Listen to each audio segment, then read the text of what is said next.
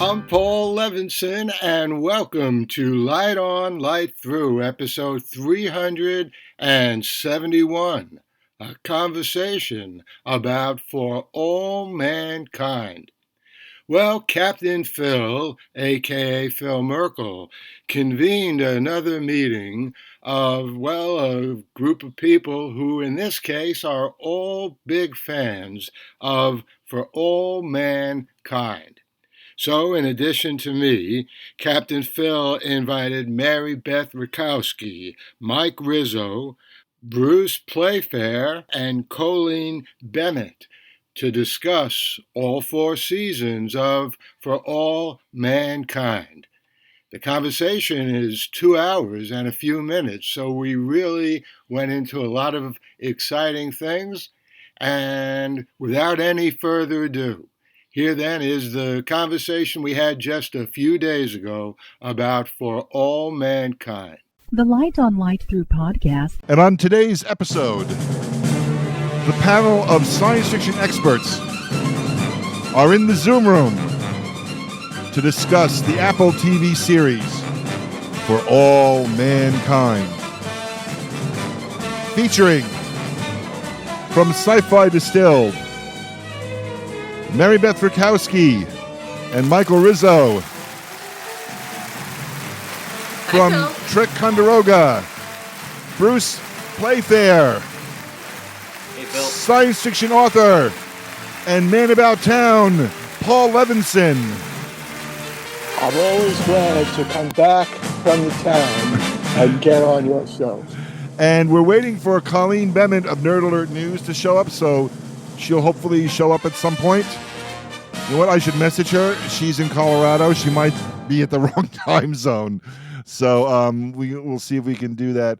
But we're going to discuss the Apple TV show For All Mankind. And what we're going to do is, before we start with the actual season-by-season premise, I'll just give you a quick overall premise, which is the show postulates and is an alternate history.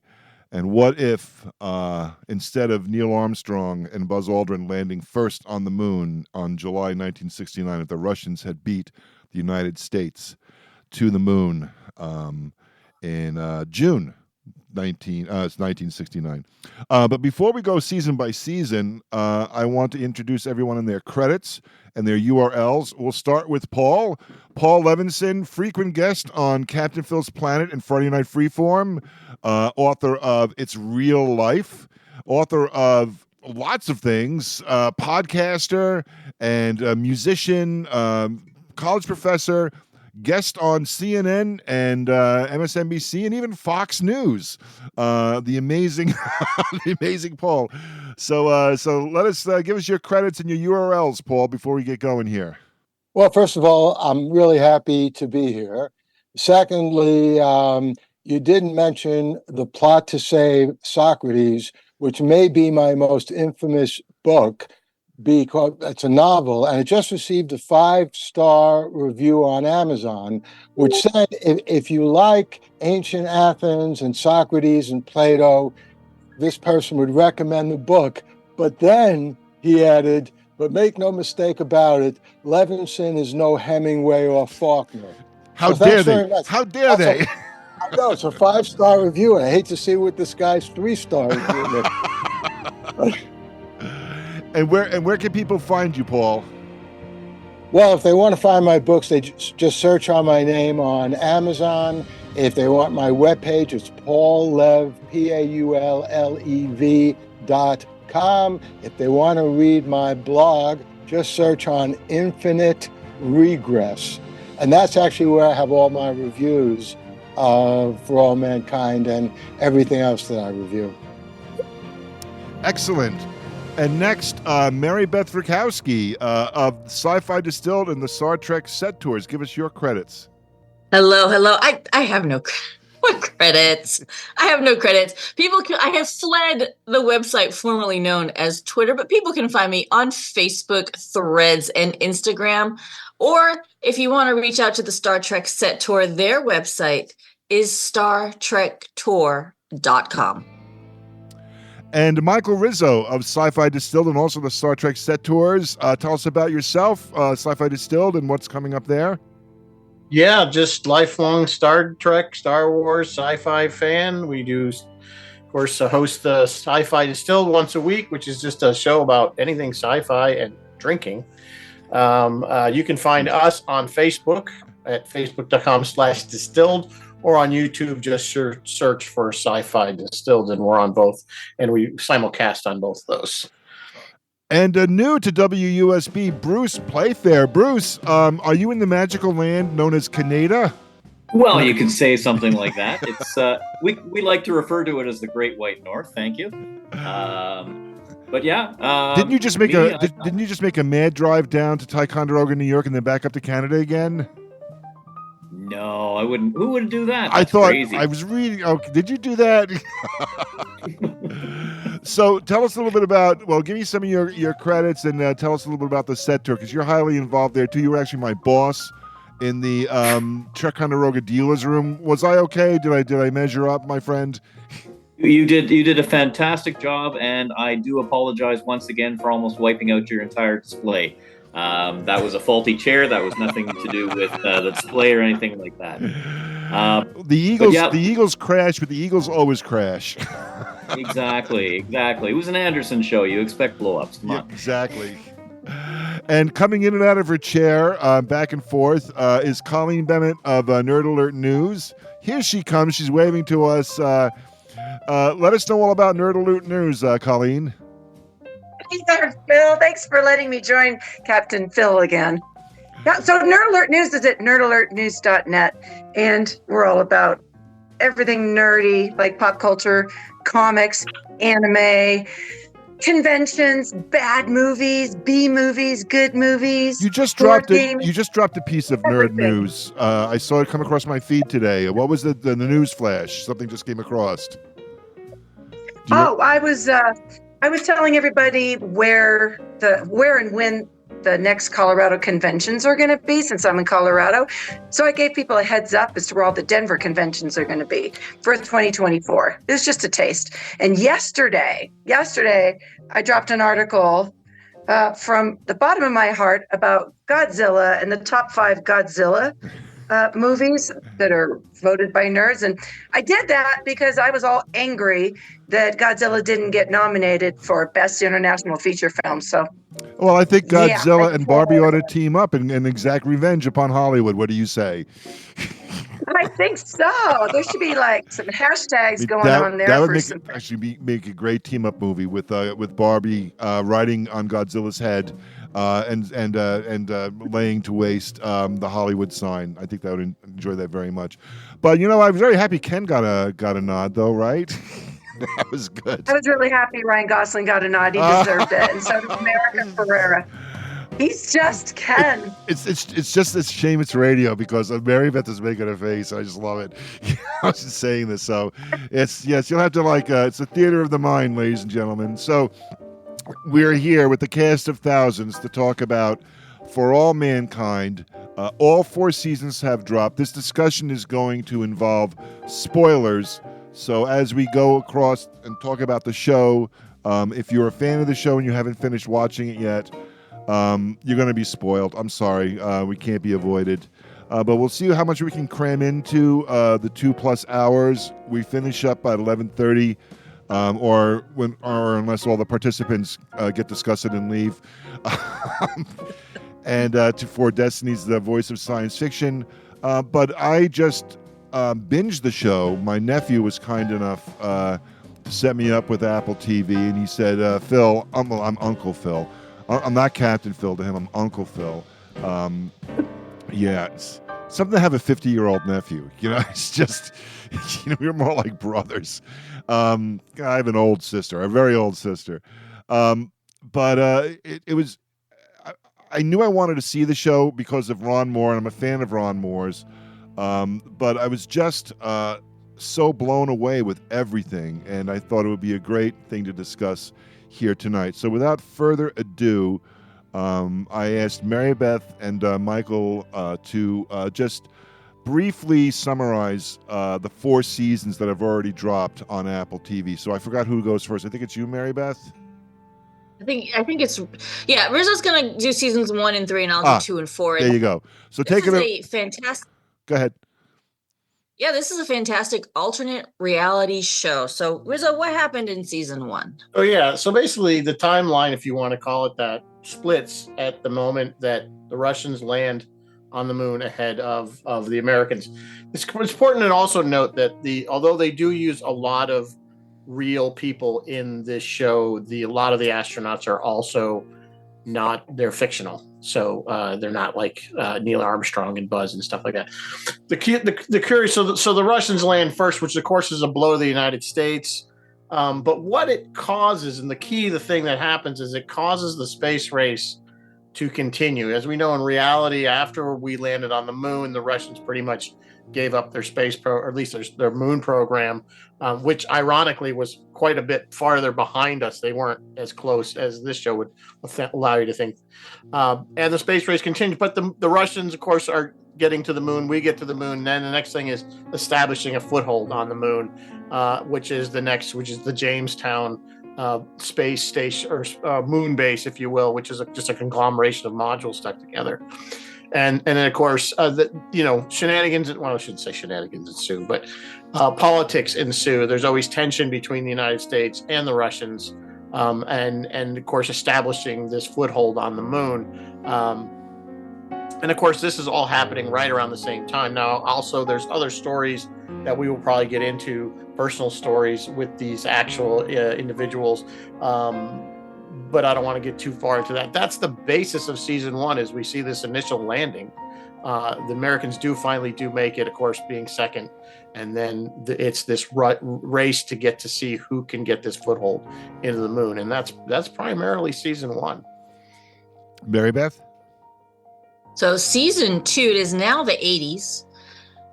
Jamestown base has gotten bigger as mining operations on the moon continue. Something that happens is these tensions, this Cold War causes itchy trigger fingers, and they run into 2 cosmonauts on the lunar surface, and one of them starts reaching for something, and they both get shot. One dies, and they bring the other one back to Jamestown for medical assistance, and he asks to defect.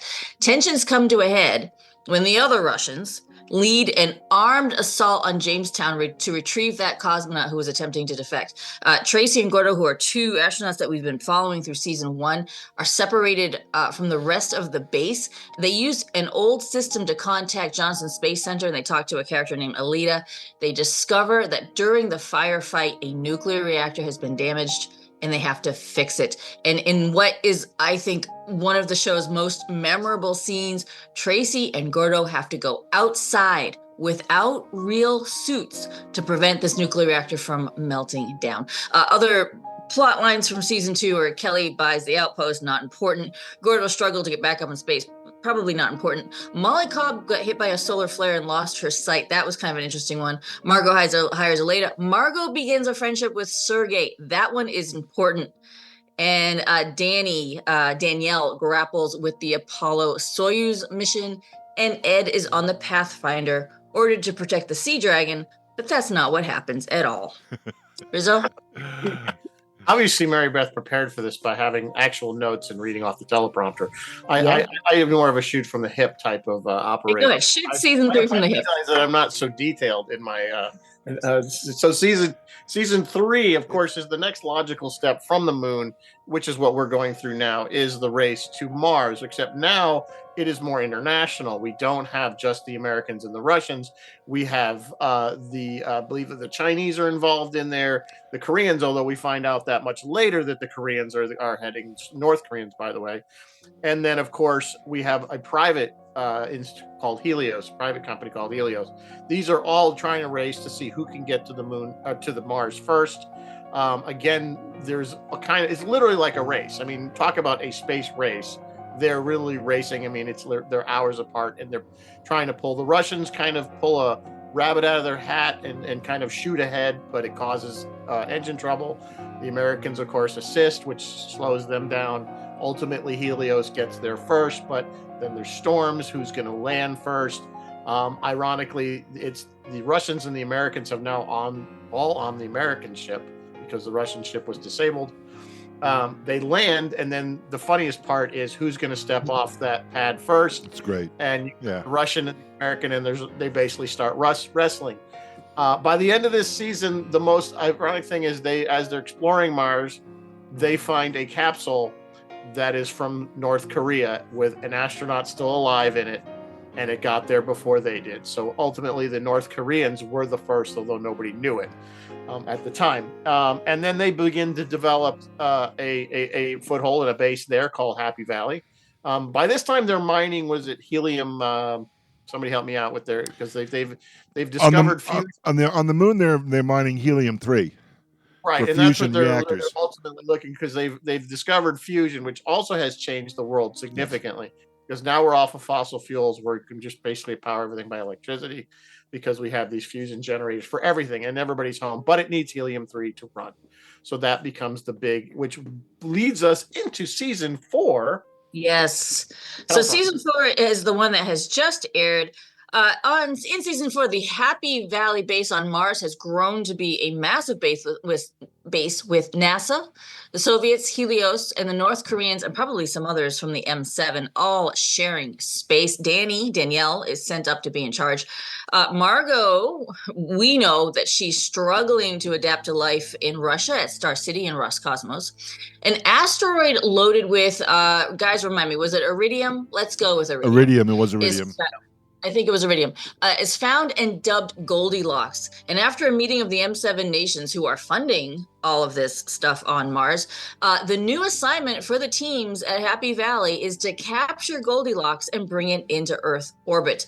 Workers there are disgruntled over pay and other issues. A strike ensues that Danny has to grapple with. In the meantime, Ed has decided that Mars is home. And when Dev, the lead guy from Helios, arrives, also wanting to make Mars home, those two create an unholy alliance and decide that sending the asteroid to Earth will mean the end of funding to space exploration and the end of funding to the Mars Happy Valley. So they hatch a wild plan to steal the asteroid and bring it into Mars orbit for themselves. Other plot lines include a black market that they have going on Mars, a speakeasy that they got going on there, their attempt to smuggle a person up to Mars, Kelly brings her son to Mars, and everyone back in Houston is discovering that Margot is still alive and in Russia when she's ordered to go back to Houston to help with this Goldilocks project. That's where we kind of left things off, and we're all got fingers and toes crossed. And for season 5. The season closes with a close-up of the asteroid in orbit around Mars with an asteroid mining operation. They always do like a little fast forward. It's 2012. And the wife getting smuggled up, which blew my mind. Yeah. That's in that shot. So what we're going to do now is we're going to go around the horn, and I'm going to ask each of our beloved panelists here the high points of the show. All right, and if you want to break it up into 4 seasons, we're going to briefly, what are the really great moments for you? Welcome to the station. So, Bruce, briefly come around the horn and tell us for you, because there's a lot of people here, we're going to do this briefly, the high points of the overall show and maybe 1 or 2 instances from each season, if you can remember that. We are discussing the Apple TV show For All Mankind with Paul Levinson, Colleen Bement, Bruce Playfair, Michael Rizzo, Marybeth Ritkouski, and me, Captain Phil. So go ahead, Bruce. Yeah, I really like the show because it can get talky. I mean, it's all about relationships, and you follow some of these characters for 40 years and how they develop. But they always have something going on, something exciting, something physical. Certainly highlights for me include, as Marybeth talked about, the Danny and Tracy reactor save. In the first season, we had a huge save because the capsule was going to go past the moon and out into space, and they had to do a tremendous rescue operation there.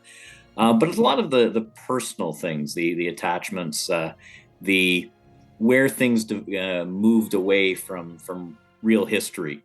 A gay president, who had trouble coming out. One of the astronauts was found to be a gay gay Republican president. That's true. That's a gay Republican president. That's the thing that, Go ahead, Bruce. Sorry. No problem. But the whole situation of how these, like I said, characters grow and change, and in some cases mature, in other cases not quite mature.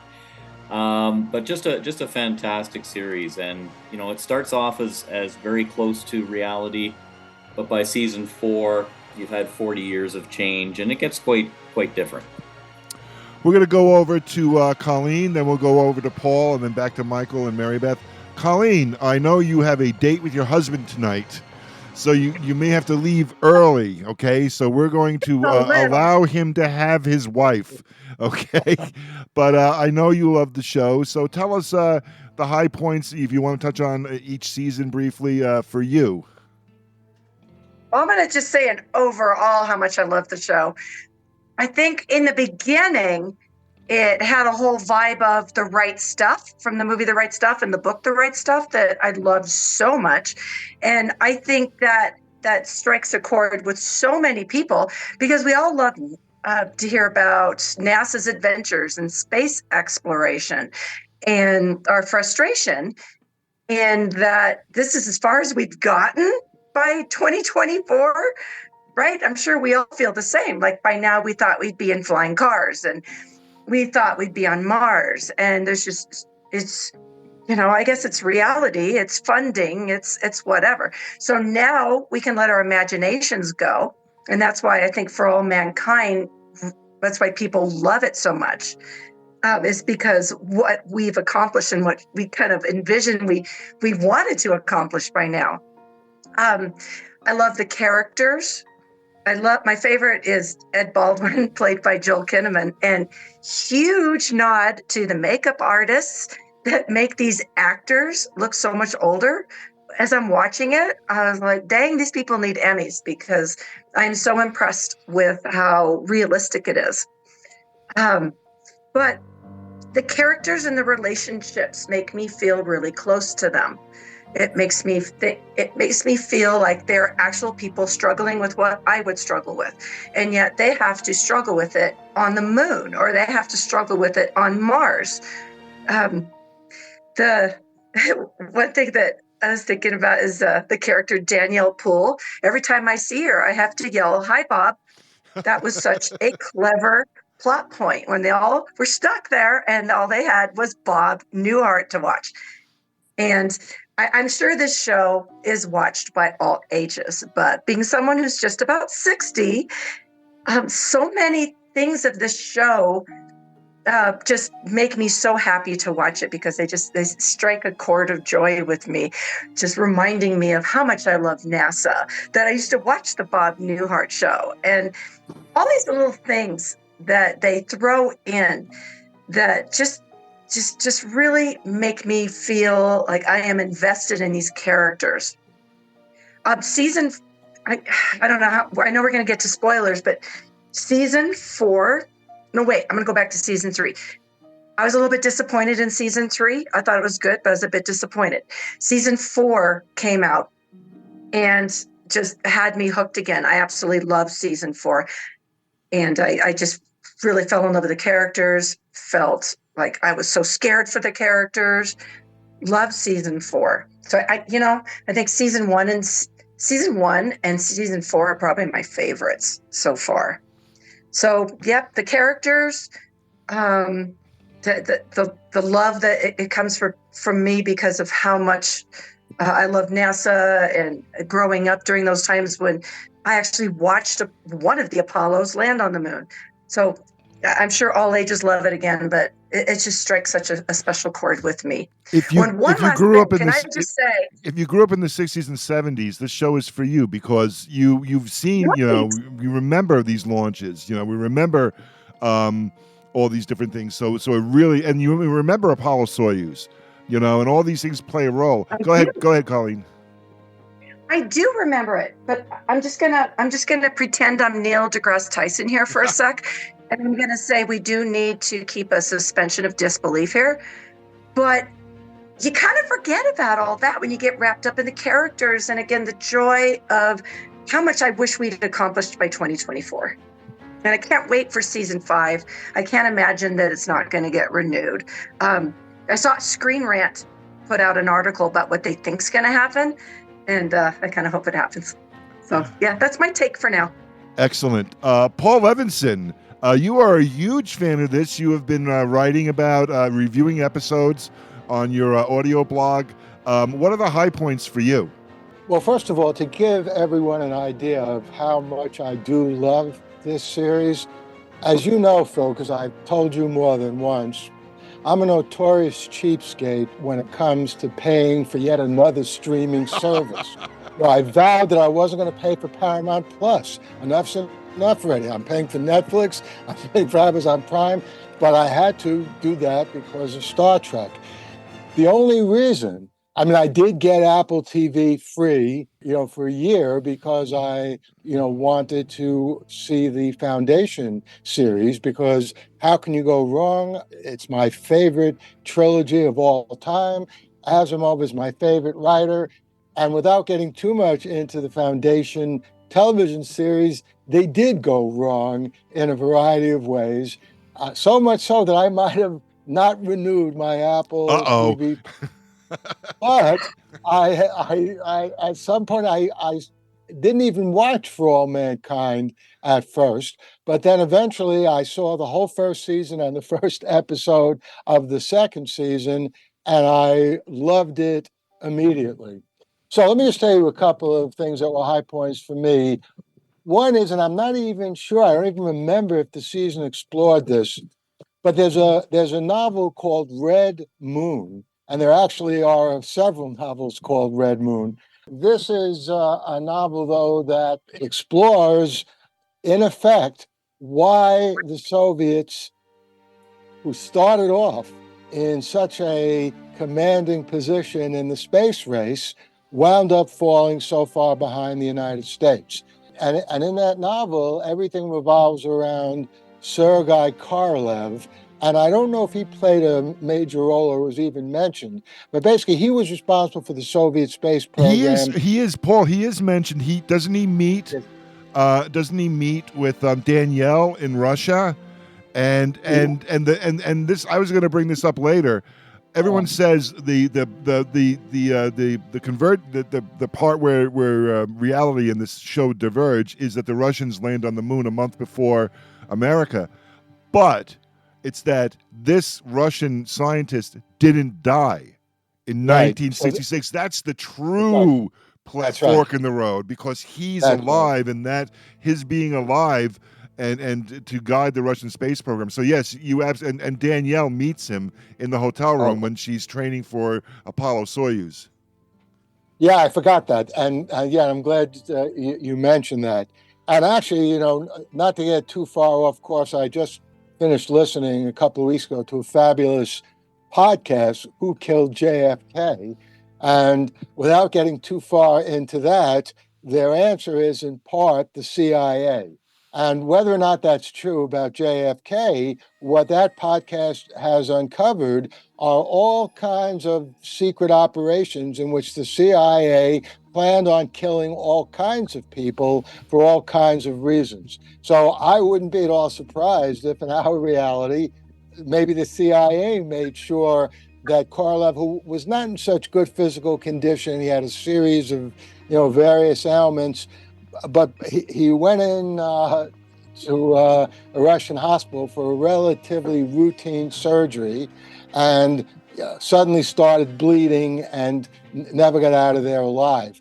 Anyway, it was that in our reality, I think, in fact, I'm relatively sure, that basically hindered the Soviet space program and gave us a chance to not only catch up, but exceed the Russians. So that whole initial element, I think, was brilliant.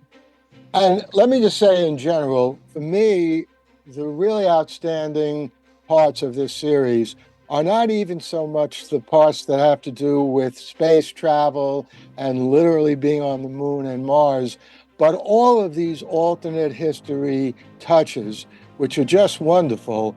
For example, I practically jumped up and applauded when, I guess it was in season 3, or who remembers, season 2 or 3, in which Gorbachev was not forced out of office as he was in our reality, whenever that was in 1991, 1992.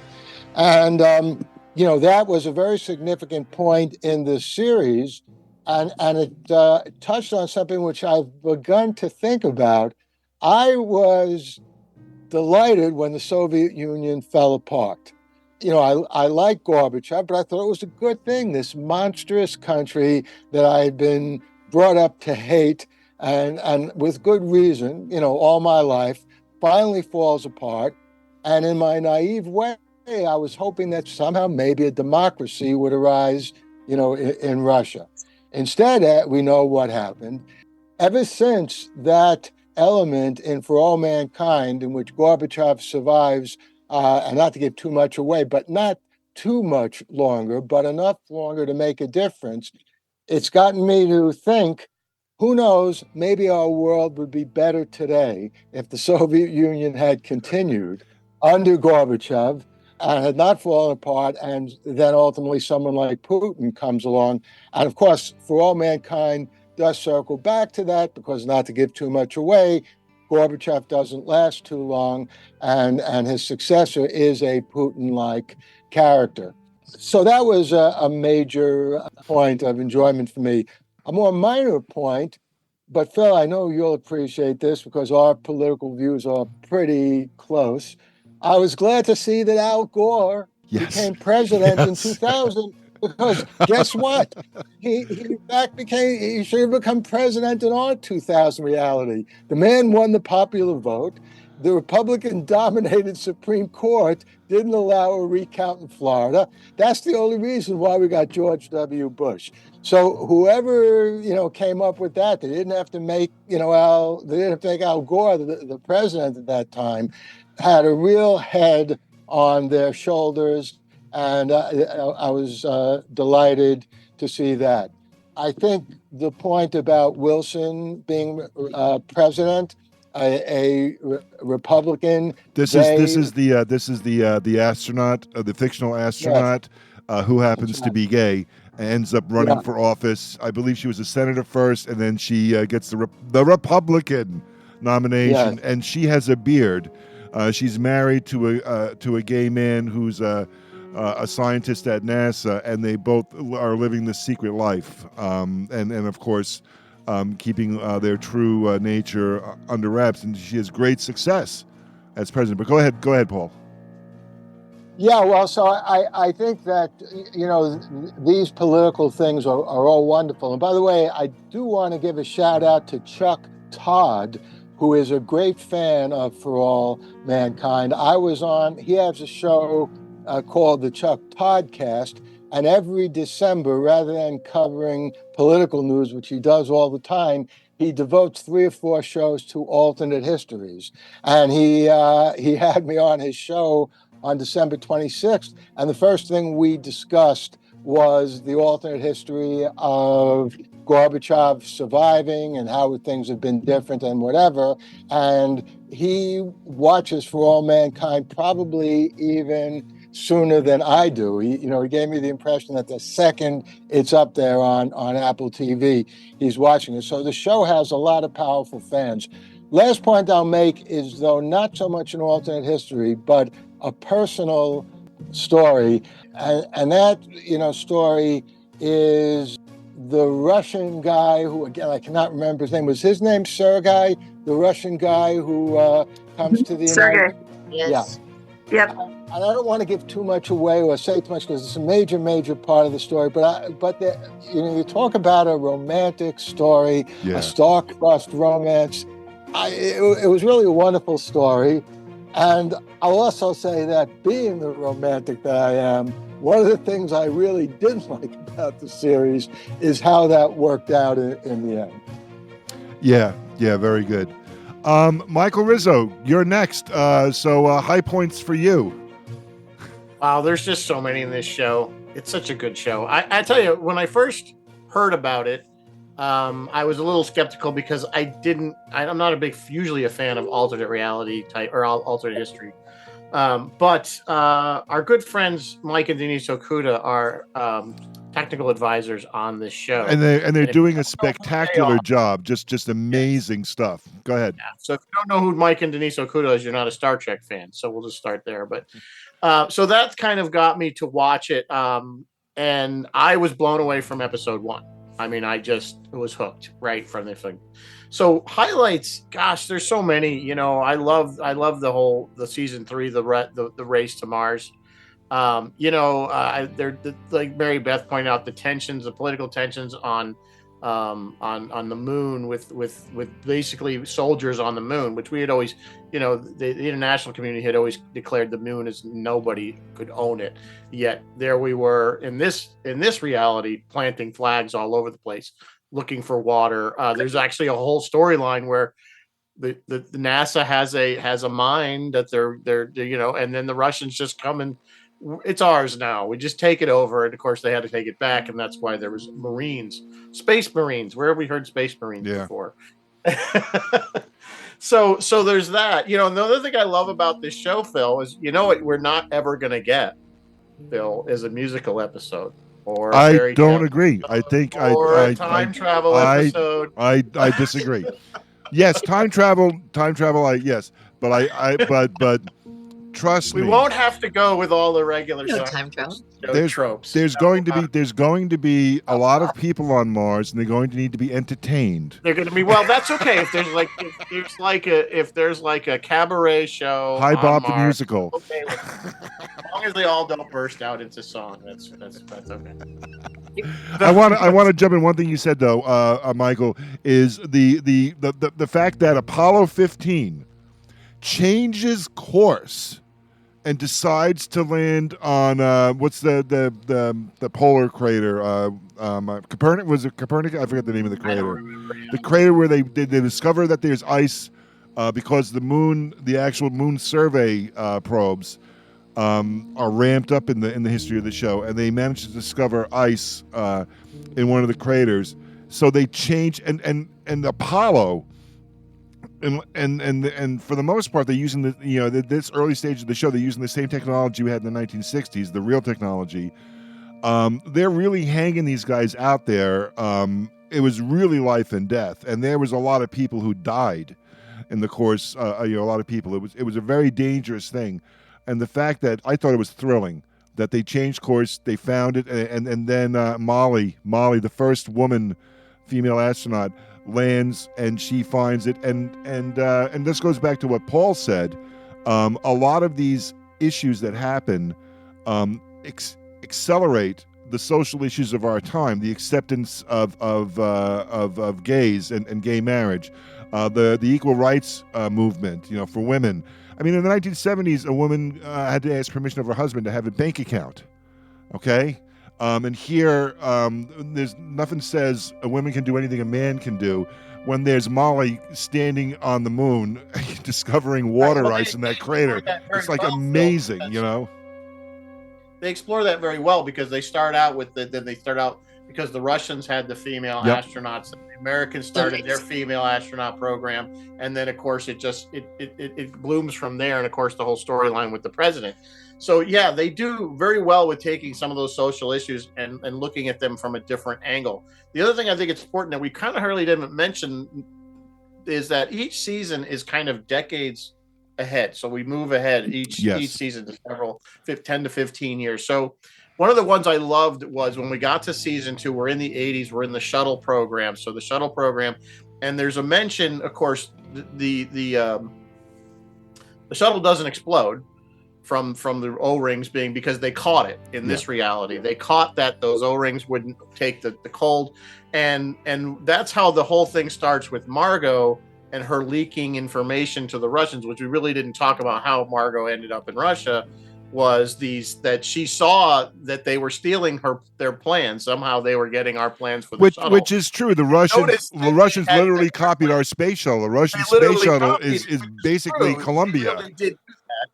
But they noticed that they hadn't caught the O-ring issue, and she kind of leaked that to her friend Sergei. saying, hey, you might want to basically look at this and source.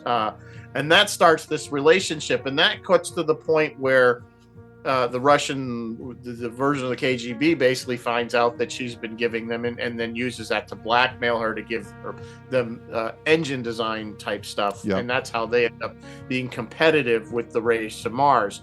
So there's all these intricate kind of things that are woven together to make the story happen. There's even another terrorist plot where we have the same kind of thing where people think that NASA's a bad thing and they're going to blow it up to make everybody aware that it's a bad thing for whatever reason. So, but the highlights, there's just too many to mention. Yeah. I mean, they do an excellent job, not to keep looking at individual things, but they do a very good job of suspense. The capsule mission when the capsule is going to go past the moon, whether it's the race to Mars, unbelievable stuff. Yeah, the tension with the political tension on the moon with the Russians and the Americans. In season 4, we have the tension of whether they're going to capture this, the plot to capture the asteroid, whether it's going to be into Mars orbit or go on to Earth orbit. Now, it's important to mention why they want what the problem was, and there was a big financial issue going on there. They figured out that it was going to be a lot cheaper if they bring this thing to Earth orbit and they can mine it there rather than mine it on Mars. The problem with the people on Mars realize that if that happens, Mars becomes irrelevant in a political and financial reason, and it would just wither and become a science station. It'd become another McMurdo base like we have in Antarctica that's there, but it's just a science station. Yeah. It's not going to grow. So it's important to kind of mention these things because that's how they weave all these things together. And they just do it so well, and you're always looking forward. I've yet to have a bad season where I said, gee, that was a good season. Yes, Colleen's right. There's a certain suspension of disbelief in certain their storylines and some of the science of it. But most of the time, the science is pretty much on point. They're not very, very far off. So, not to take up an hour and a half with talking about it, but I mean, I'm going to give Marybeth some time. So. I will succeed any time I have left to the gentle lady from Massachusetts. Go ahead, Marybeth. My high points for watching were Tracy and Gordon pulling that stunt because I want to know the science behind that. And the other high point that I still can't believe they pulled this stunt off was shooting pregnant Kelly, shooting her off of. Where did she go from? The moon, I guess. Back to the Mars. That was Mars. Oh, it was Mars. Back to Helios's hotel turned ship. There's your suspension of disbelief. Apparently, there was no birth control on. Yeah. Apparently, there's no birth control. That's where you suspend your disbelief. But they pulled that in The Martian. They did that in The Martian. Yeah. Yeah. Yes. But that's not what you guys kind of hit on it already. I started watching it because of Mike and Denise Okuda too, and Mike and Denise are bringing real details to so much of Johnson Space Command and Houston, and the ships and the patches and the space suits. Like all of that is so real. The other thing that's super clever about this show is the writing. Is even though it is an alternate history and so the history kind of diverges, they anchor it back down again. Each decade, they find an event and bring that event in as if, and make it part of the show. So, for example, season 2 or 4, season 2, they did the Korean airliner that got shot down. Yeah, they wove that in. Mm-hmm. And lots of other little things. And they say, okay, yeah, this happened, and this person died, this person didn't die, but this person, you know what I mean? And so it keeps you grounded. It keeps you grounded in reality, and it makes it that much more believable that you think, oh my God, this actually could have happened. Like this really could have happened. It's a brilliant show. Can I just say one thing in response to that? I agree completely with that point. And I think that the essence of a successful good alternate reality story is that other than the thing that you are changing and the consequences of that, you need to keep everything else as true to our reality as possible, because that's how you convince the reader to suspend her or his disbelief. if you just create an alternate reality in which everything is different, I mean, you might as well be writing Alice in Wonderland, which really isn't an alternate reality. And I do think For All Mankind does an excellent job of that. By the way, while we're on the subject of alternate reality, though, let me also say one other part that I really loved. It didn't really receive much attention. It was just mentioned, maybe more than once, that John Lennon was still alive in 1980. And I always thought, as Phil knows, because we've talked about this is what it's real life, my story is all about, that our reality is a defamation of the way reality was supposed to be. There was no reason for John Lennon to get killed. He wasn't a political, person. And in that sense, it was the most horrible assassination in my lifetime. And I was glad to see, for no particular reason, because it has nothing to do with the main arc or any part of the story, that they throw in that John Lennon is alive in the 1980s. And the Beatles reunite. Yes, My high points, and while I talk about my high points, we'll do like a lightning round next after this. So we'll go around real quick after this. But my high points. Well, first of all, it's really almost required viewing if you're a fan of For All Mankind. That and Colleen talked about this, that you're familiar with the book and the movie The Right Stuff, and the nods to The Right Stuff I thought were just terrific. The Right Stuff, an imperfect movie, but really the essence of those early cowboy days. But the other thing that I truly love is the series that came out after Apollo 13, which was From the Earth to the Moon, which is an HBO series that talked about the history of the Apollo program. It was hosted by Tom Hanks. And the one that stands out for me as a Long Islander is Spider, which is the story of the lunar module. And I mean, years ago, I was on Facebook, and one of my Facebook friends said, there's so many places in the country that are so famous for different things that were invented there. This place is invented there. What's Long Island famous for? Yeah, and I wrote back, lunar modules, and he goes, okay. But the story of Spider in From the Earth to the Moon, when I've watched it, it's my favorite episode. I've watched it over and over again. It brings a tear to my eye, and it's just an inanimate object. And the way they created it and the hoops they had to jump through to make this thing work, and that they did it, and it worked, and they saved the lives of the Apollo 13 astronauts as well, was just astonishing. And Grumman, I thought, was misplayed in the movie Apollo 13. But this was truly just a great thing. And today is the anniversary of Apollo 17, by the way, right? This is the last time we were on the moon. I believe this is the date today.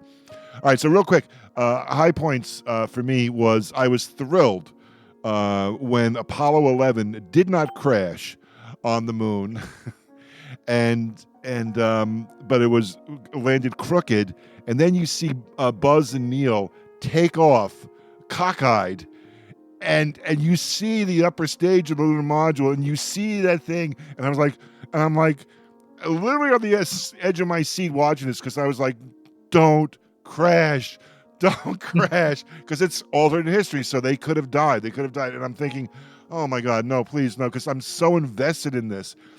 And who's the best pilot you ever saw, Colleen?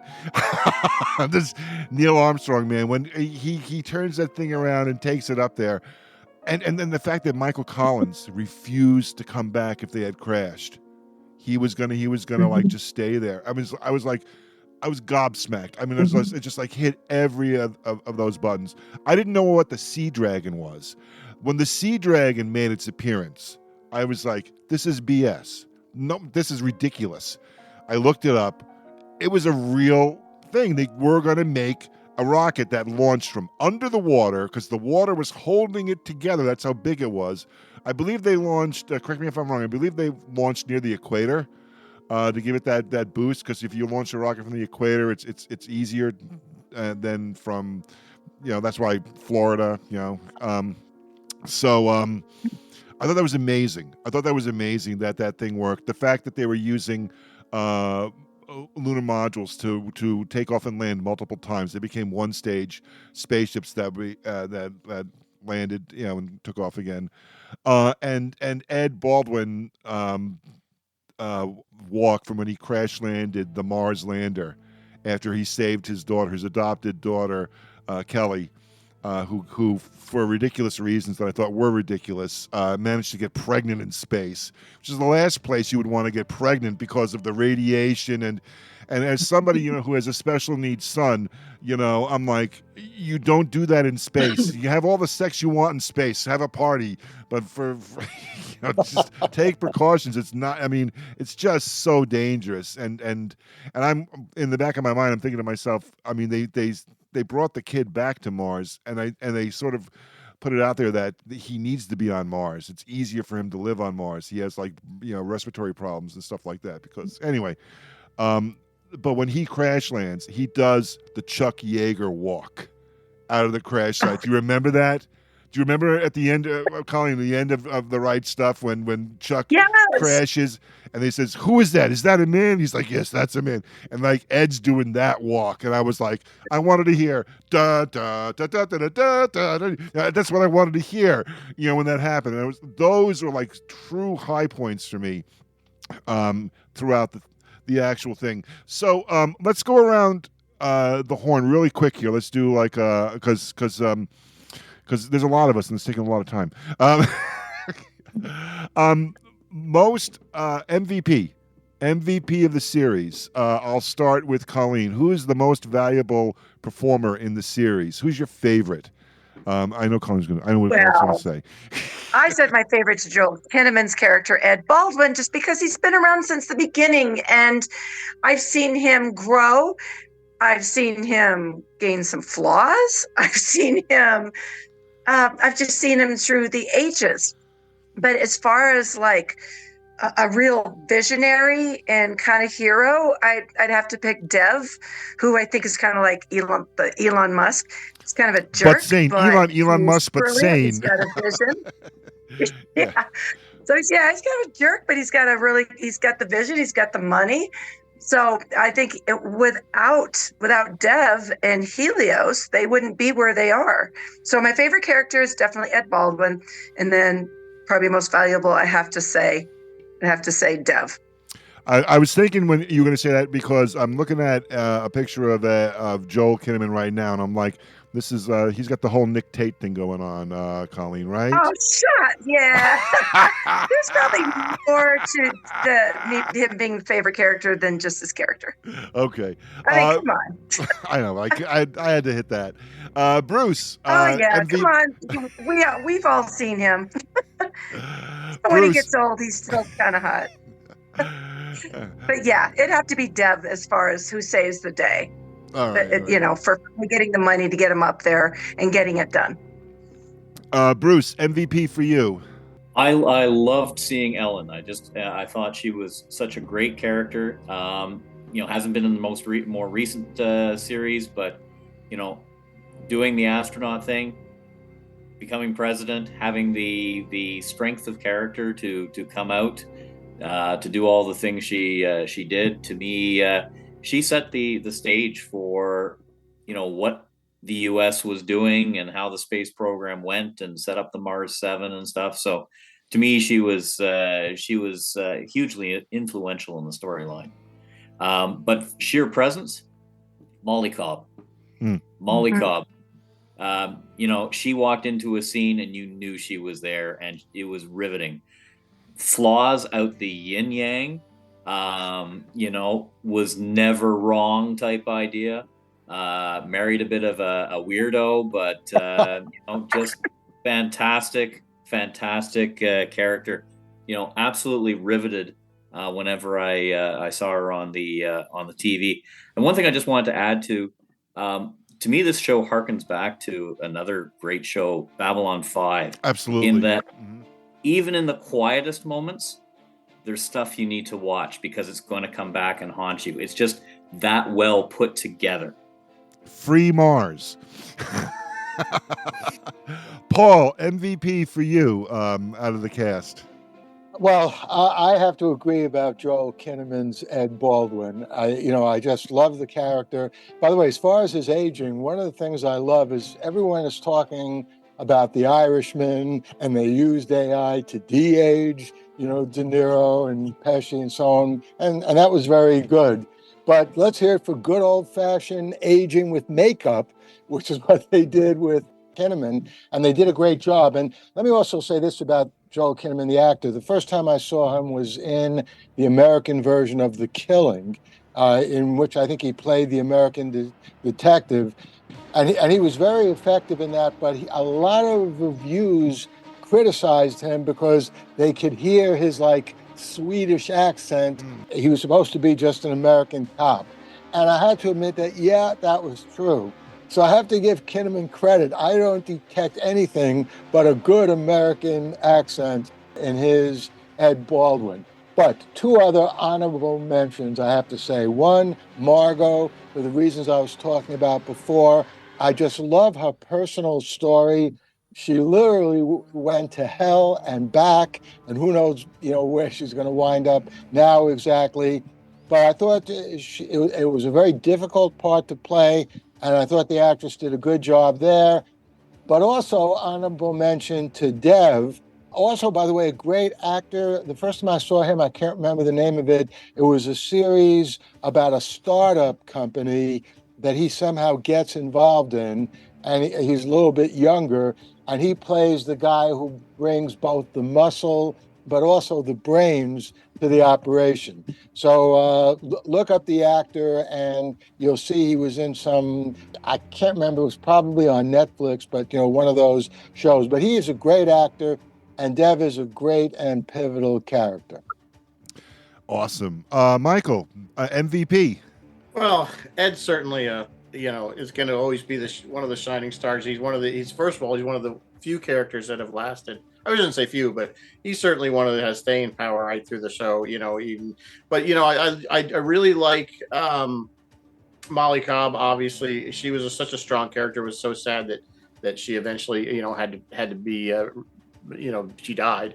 But I think Margot doesn't get enough credit. I think her storyline, goes all the way back to before the actual, Apollo missions had landed, and her relationship with Wernher von Braun.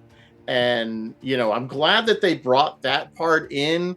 Those that don't know, he was basically our rocket science. We wouldn't have a space program with Wernher, but Wernher was a Nazi. And that was always kind of covered over. Operation Paperclip, if anybody's heard of that. It's funny you say that, because when I watched the show, I don't remember. I always knew Wernher von Braun was a German scientist, and I always knew. I just knew that, so I didn't realize this was a covered up thing. I might have just assumed that. Basically, the Russians took a bunch of German scientists, and we took a bunch of German scientists. So a lot of their space program was also based on the same technology. The Germans, of course, had rockets during World War II, and that's why they were already ahead of us. So had we not accessed these other scientists, we wouldn't be where we were, and that was their justification for basically kind of looking the other way, that these guys were basically Nazis. So if you ever, anybody that's interested in look up Operation Paperclip, and you'll find out what basically that's what we took these scientists and kind of polished them and laundered them a little bit and used their knowledge to advance our own programs. So I love that storyline, even though Wernher was only in, I think, the first 3 or 4 episodes, and then of course he gets kind of pushed out. But Molly's relationship with him, and of course he's mentoring her. You mean Margot? Margot. Margot. Well, I'm sorry, I say Molly. Margot. And then so he's mentoring her, and then she eventually finds out what his history is, and there's that, and then she becomes the mentor for Elena. And then she becomes the top engineer. So there's a really cool storyline there, and I like the fact that the love interest was interesting, but I don't think it added anything to the story. And before we go to Marybeth, Michael, I'll just jump in right here. This is a great thing that Ron Moore and his writers teams does, because Alita is an illegal immigrant. and Right. she crosses over. Her father and she gets the American dream, and Margot, of course, makes that happen. But what a way to dial it into what's going on in the world right now, right in this country, what's politically happening right now, and you make her and Lita has an enormous chip on her shoulder as well, and she plays it brilliantly. And she gets more level-headed as the show goes on. But those early years for her were just astonishing. Right.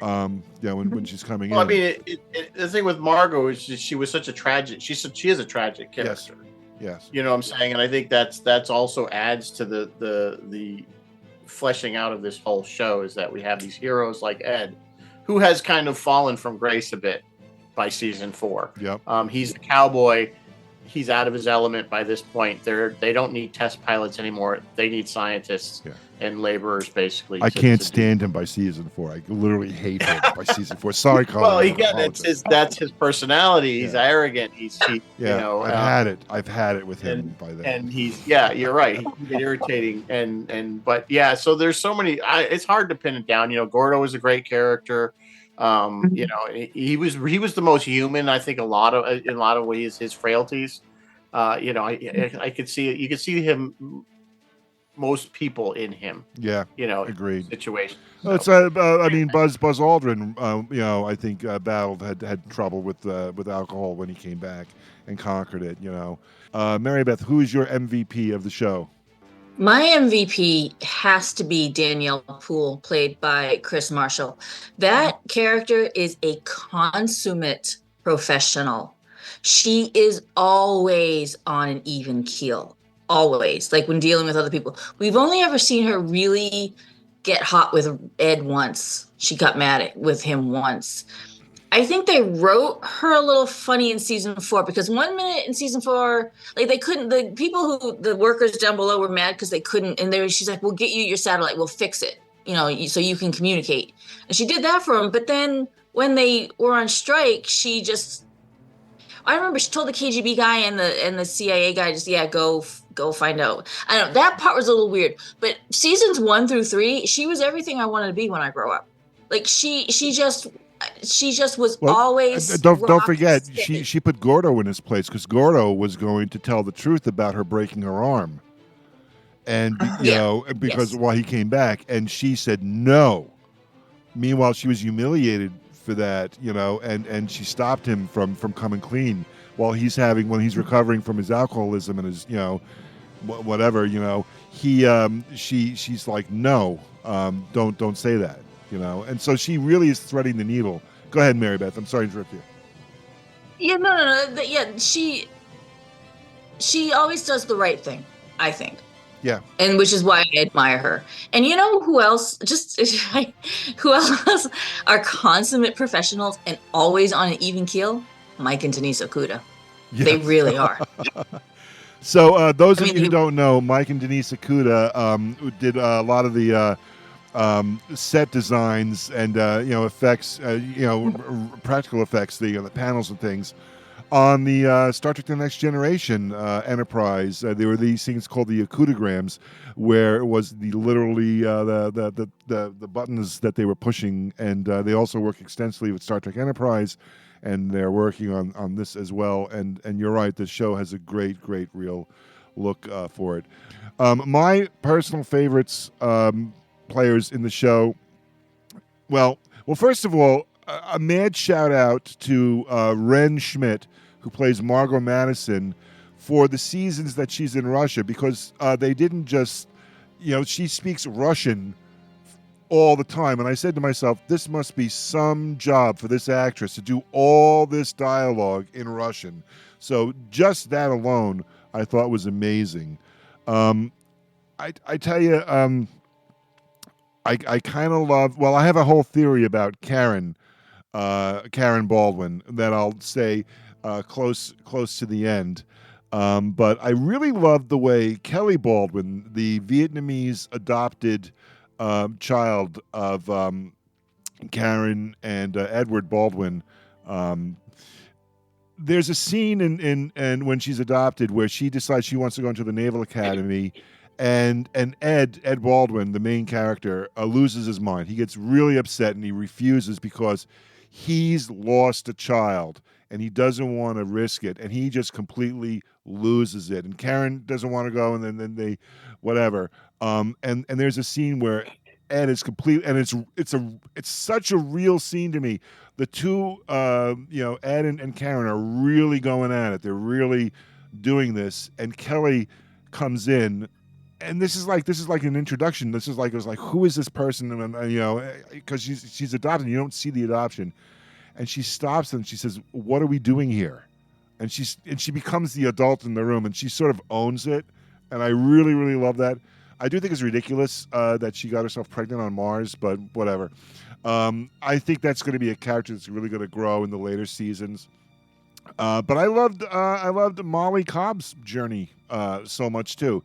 There was a group of astronauts, female, in parallel to the original Mercury astronauts, and you can look this up.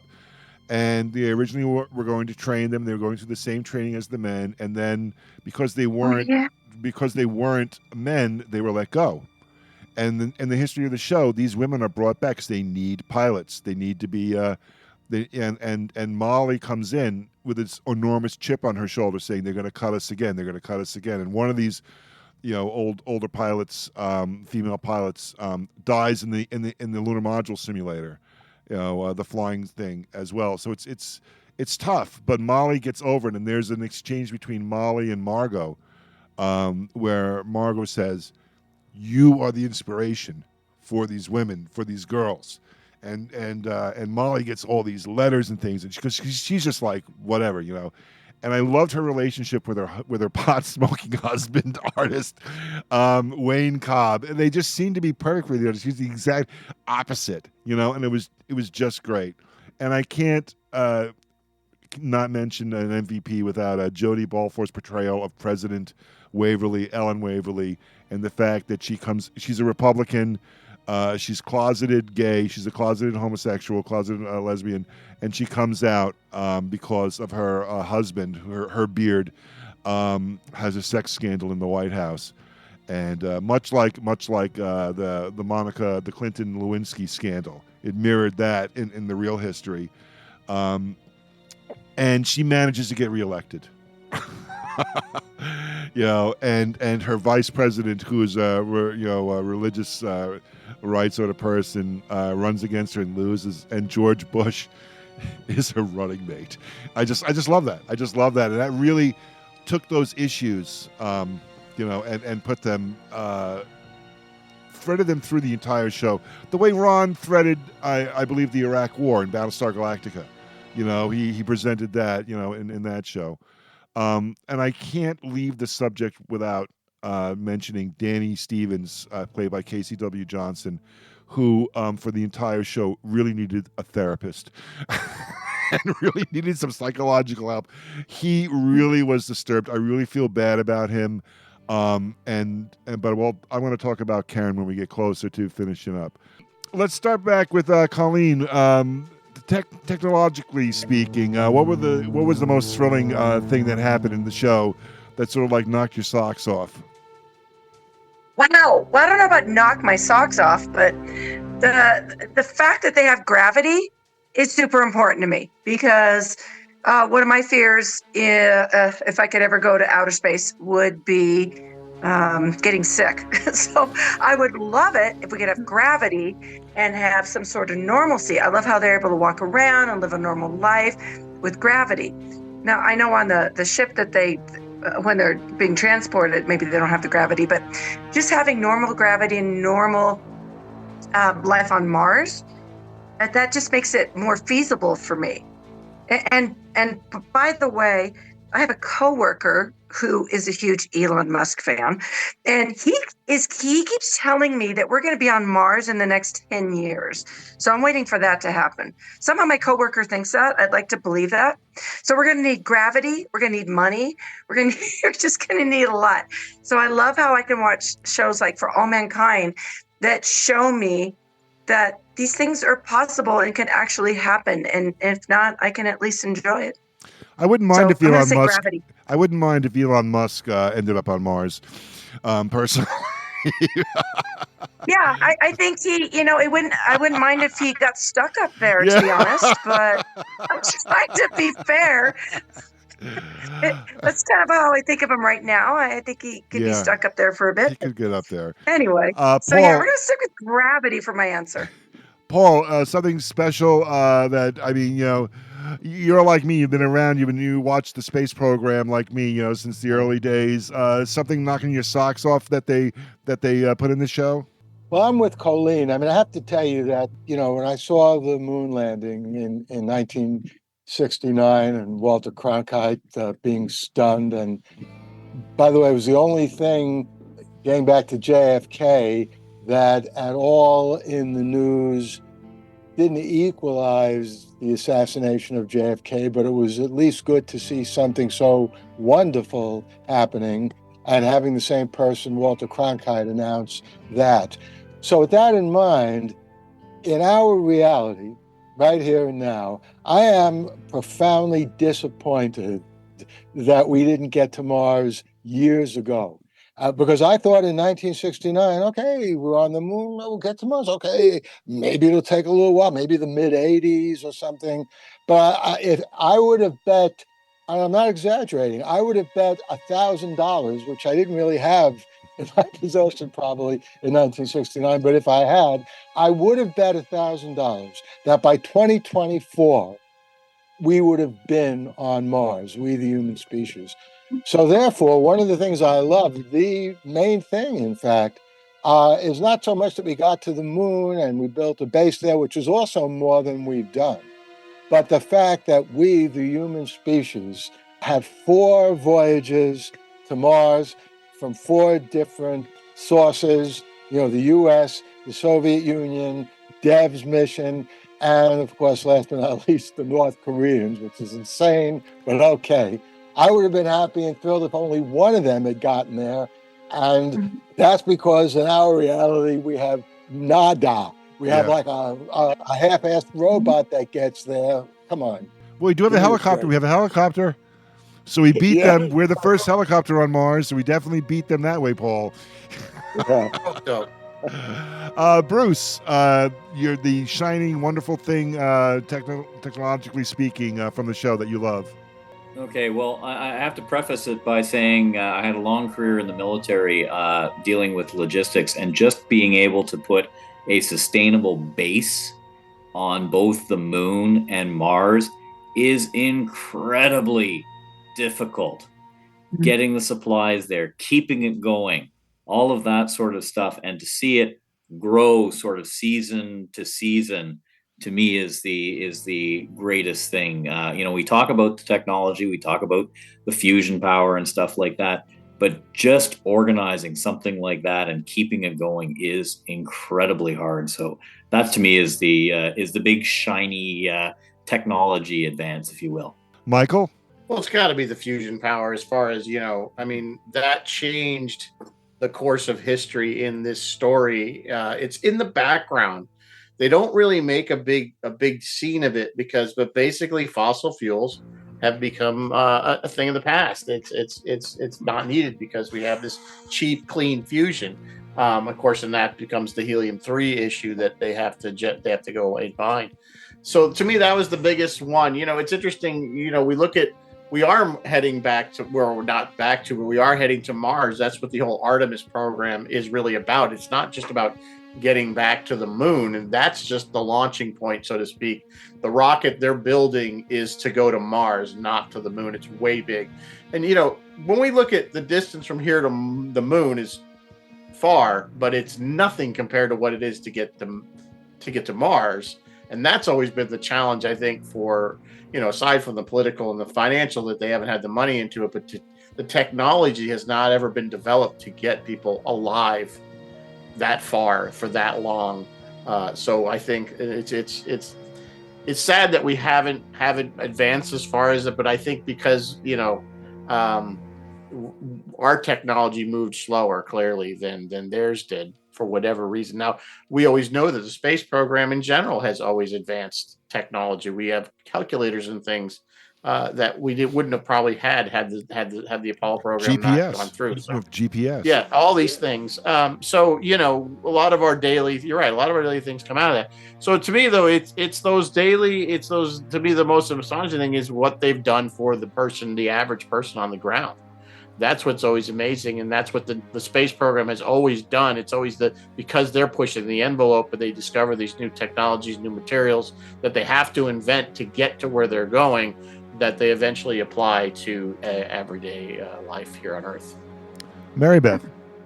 Yeah, as far as I can't say I have a favorite technology, but technology put to good use in the show. Season 3 really showcased it in a couple different ways. At the top of the season, they had that whole episode with the space hotel going too fast in the gravity, and they were all stuck to the floor. And that was kind of interesting and cool and all. But then getting on toward the end of that season, we have our actual race to Mars. And we've got the Russians chugging along on nukes, right? They've got that. They both have the same engines. I guess, yeah. We've got Helios chugging along in the hotel, but at least they got gravity, so they got that. And then we got NASA kind of pulling up the rear. And my girl Danielle says, "All right, guys, you ready? Hoist the mainsail." This is the great solar sails. Was that not a kick-ass scene? That they was open up amazing. these solar sails and they go. That was awesome. I loved it. That's spectacular. Very real. It's a very real technology. It's so great, so amazing. The whole pirate thing, and I was listening to it because they're playing pirate music and stuff, and the people, the flying hotel with Ed, the Russians, they're not getting it. They're not getting it. They're the yo-ho stuff, and then all that stuff. And I was like, holy mackerel! Absolutely right, Marybeth. Just the greatest. And I bet a lot of people who are like watching the show weren't really sure what a solar sail is, and it was the sort of thing that I remember reading about in like Larry Niven science fiction novels, Paul. So yeah, it was just great. It was just great. So I think for me, my cool technology was the Sea Dragon. I just couldn't believe it. I couldn't believe that was on the drawing. It was a real thing. I couldn't believe it was real. And I was like, because I was ready to say, this is where I leave the show, because this is nonsense. This is like a suspension of disbelief. It's like, no, it was on the drawing board to do this. And it reminds me of our friend, Colleen, you know who this is, Mark Martin, who runs the UFO series homepage. And Mark worked for Boeing. Maybe he's retired now, but in the 90s, they had a project called Sea Launch. And Mark actually worked on that project, Sea Launch, where they towed a rocket on a launch platform out into the equator in the ocean, and were launching from there because of the gravity assist you get from launching from the equator. They were literally launching a rocket off the equator, and that's what it reminded me of. And that was like a real-world thing. It was never fully exploited or used, but you'll notice that a lot of our rockets, tend to launch from as close to the equator as possible. So I love that. And I love the fact that Skylab was repurposed into Jamestown, in the show. So they repurposed it and they brought it to Jamestown. So the next thing I want to touch on real quick is as I watch the show, it diverges from our show, and then there's a couple of frivolous things that get discussed about a lot in the show. This is another quickie. And one of the things is what versions of Star Trek happen in the For All Mankind universe. And Ron Moore is on the record for saying the original series, Star Trek Phase 2, and The Next Generation. Okay? Now, I was hoping, because nobody knew what the third one was for a while, and Ron is on record saying it's Next Gen. I was hoping it was going to be the animated series. And so I was really hoping for that. And of course, Colleen, Space 1999 exists because the Comlock makes an appearance, and the flight controller has an original Comlock that Barbara Bain. He says this is a part of dialogue Barbara Bain gave him when he took her on a tour of the NASA facility when she was doing the show. Do you remember that, Colleen? Yes. So they do a close-up of the comm and I know that made in Space 99 fandoms they made a big deal about that.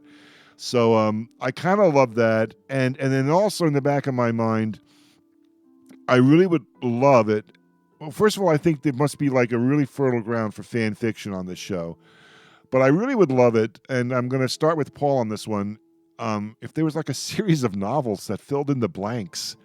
You know, what was Ellen's life like once, once she became, a politician, and what was like for her and Pam, what was going on behind the scenes after Ed and Karen divorced? How did Ed meet this carbon copy and marry, or was planning on marrying a carbon copy of Karen? All these different things. There's so much fertile ground here for tie-in novels, Paul. What do you think? What do you say to that? I think that's a great idea. But before I give you specific examples, apropos of Star Trek, I just have to mention there is an anthology coming out, I don't know, probably in the next few months or the next 6 months. It's called The Dance, and it's an anthology of original alternate history stories. And none of my stories are in there, so this isn't my usual self-promotion. But I was asked to write a blurb for that anthology. Ira Naiman is the editor. Anyway, in that anthology, there are 2 alternate history stories written by David Gerald. One of them is what I would consider to be an autobiographical alternate multiple history story where he talks about different versions of his life. So, as you know, to Michael and Marybeth and anyone who's really deeply interested in Star Trek, you have to at least read that story by David Gerald, because he reveals all kinds of things which maybe did happen with him and Gene Roddenberry. Maybe they almost happened with him and Gene Roddenberry. I couldn't put the story down. It's a long story. It's probably, a novelette at least. And for anyone who loves Star Trek and alternate history, you need to read that. Now, as far as, awesome. However, the question I was asked, yes, this is one of the reasons why the series For All Mankind is such a superb series, is that for just about every character, they convey enough of the character that we feel correctly that there's much more to the character's story.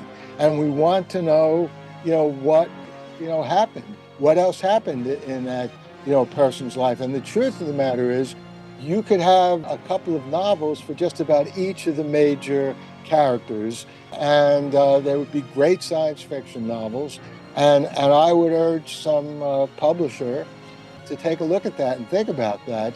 And I'm sure the writers would be happy to fill in the details of Karen Baldwin's, life, which, Phil, you've been hinting at for the whole discussion we're having here. Yeah, I have a big bugaboo about Karen that I'm going to talk about in about 15 minutes. Yeah. Well, I have to say, I love her as a character, and not to give too much away, I like who else she slept with other than her husband. I thought that was a really nice touch, and I was really sorry to see her killed. Because the truth is, I regretted Molly Cobb also leaving, but there wasn't that much else to know about Molly Cobb. And it was a hero's death. It was a hero's death because she used her disability. She had gone blind from being exposed to the solar, the solar storm on the moon. Because she's a hero there. She rescued the other astronaut. She goes blind. She doesn't give up. Or actually, that's where her husband really pushes it.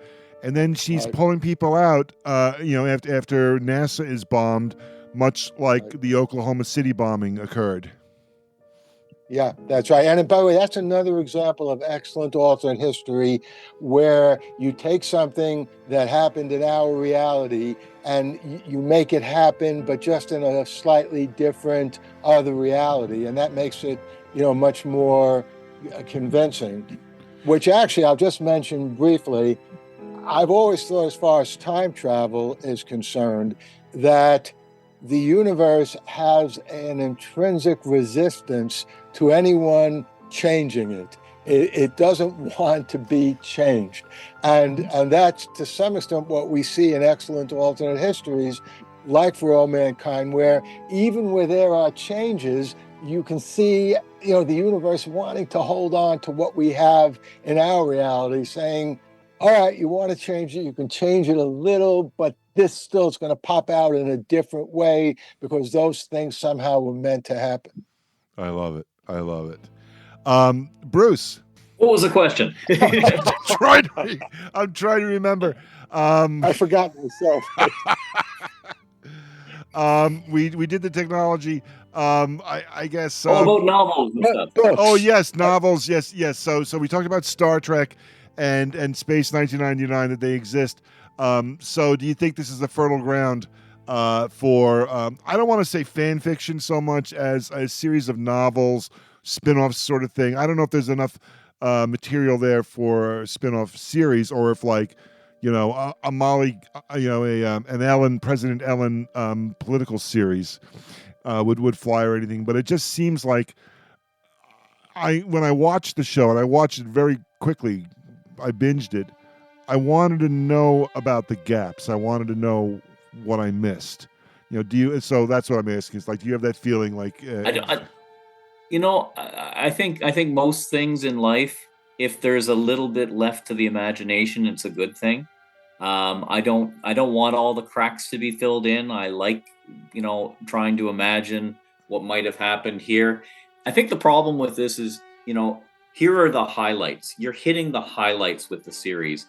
So I think you would have a really tough time trying to, create some suspense, because what's going to happen to the characters, and doing something that, significant, that wouldn't affect everything else that was going on. So yeah, would I read them? Absolutely.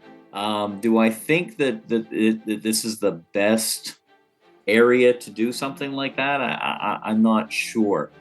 Star Trek or something like that, there's a fleet of starships out there, everybody having their own adventures and things like that. I think that's a really fertile ground. Here, the characters are really changing the world, changing, what's happening. And I think you'd have difficulty really coming up with a compelling novel that filled in some of these gaps. That's my thought process. Michael? I don't see, these characters are pretty well fleshed out with their backstories, that I don't really could see that, like I said, a need for, but what I would like to see, if you're going to write a novel or add to the show, the things that we don't see, is I would have liked to have seen what was going on in Russia when they were racing, like in the Mars, what was more interaction with their scientists and maybe some of their astronauts. That kind of thing, the other side. We always see the American side mostly. And now, of course, as we get later, we started seeing more of what was going on in Russia and the politics that were, of course, behind their space program. But maybe more about we did see some interactions of their astronauts on that, with Jamestown and ultimately Happy Valley. But maybe something from the other side, maybe what the Chinese were doing, maybe what the North Koreans were doing. Maybe that would have been an interesting. Now, I know it was kind of a surprise that the North Koreans got there first and they had the capsule. And clearly, pretty much that looked the way that capsule looked, it was a one-way trip and they knew it. They just wanted to get a guy there first and say that, they had no intention of bringing him back. Or we're going to rely on the Americans and the Russians to bring him back. I don't know what their plan was. But that would have been an interesting storyline. Maybe we could see after the fact, kind of going back and seeing that poor astronaut's, how he ended up where he was and what went wrong with his mission. If I could just jump back in for a second.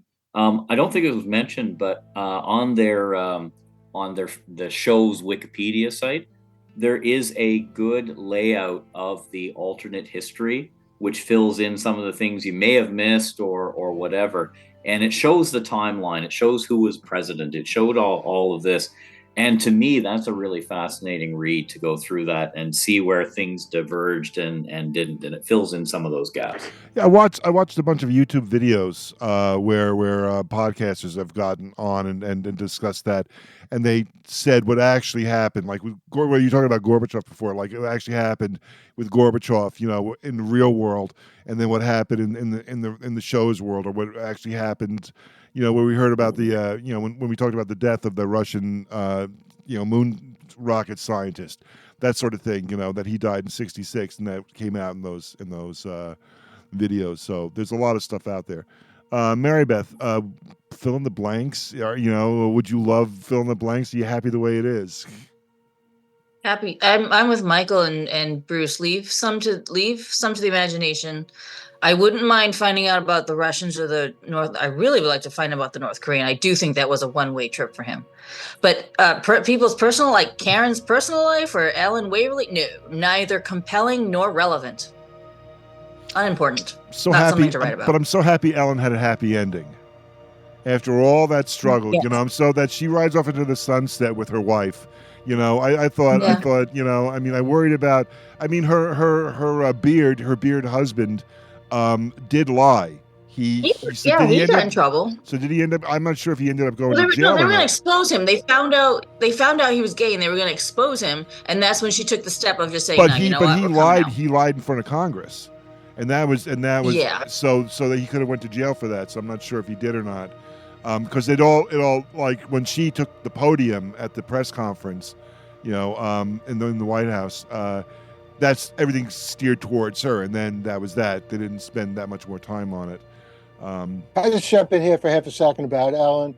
I think if someone wrote a novel about her story, and again, we've talked about this already, something that took place in the 1990s, obviously, some kind of alternate history, it would be a best-selling novel. It's such a radical premise and development. So that's why I think in her case, there would be a good story. And I think that's the case for most of the major characters. They're all very compelling, and they're all people living, obviously, in a slightly different reality. And so because of that, they all have stories that I think would be very appealing in fiction.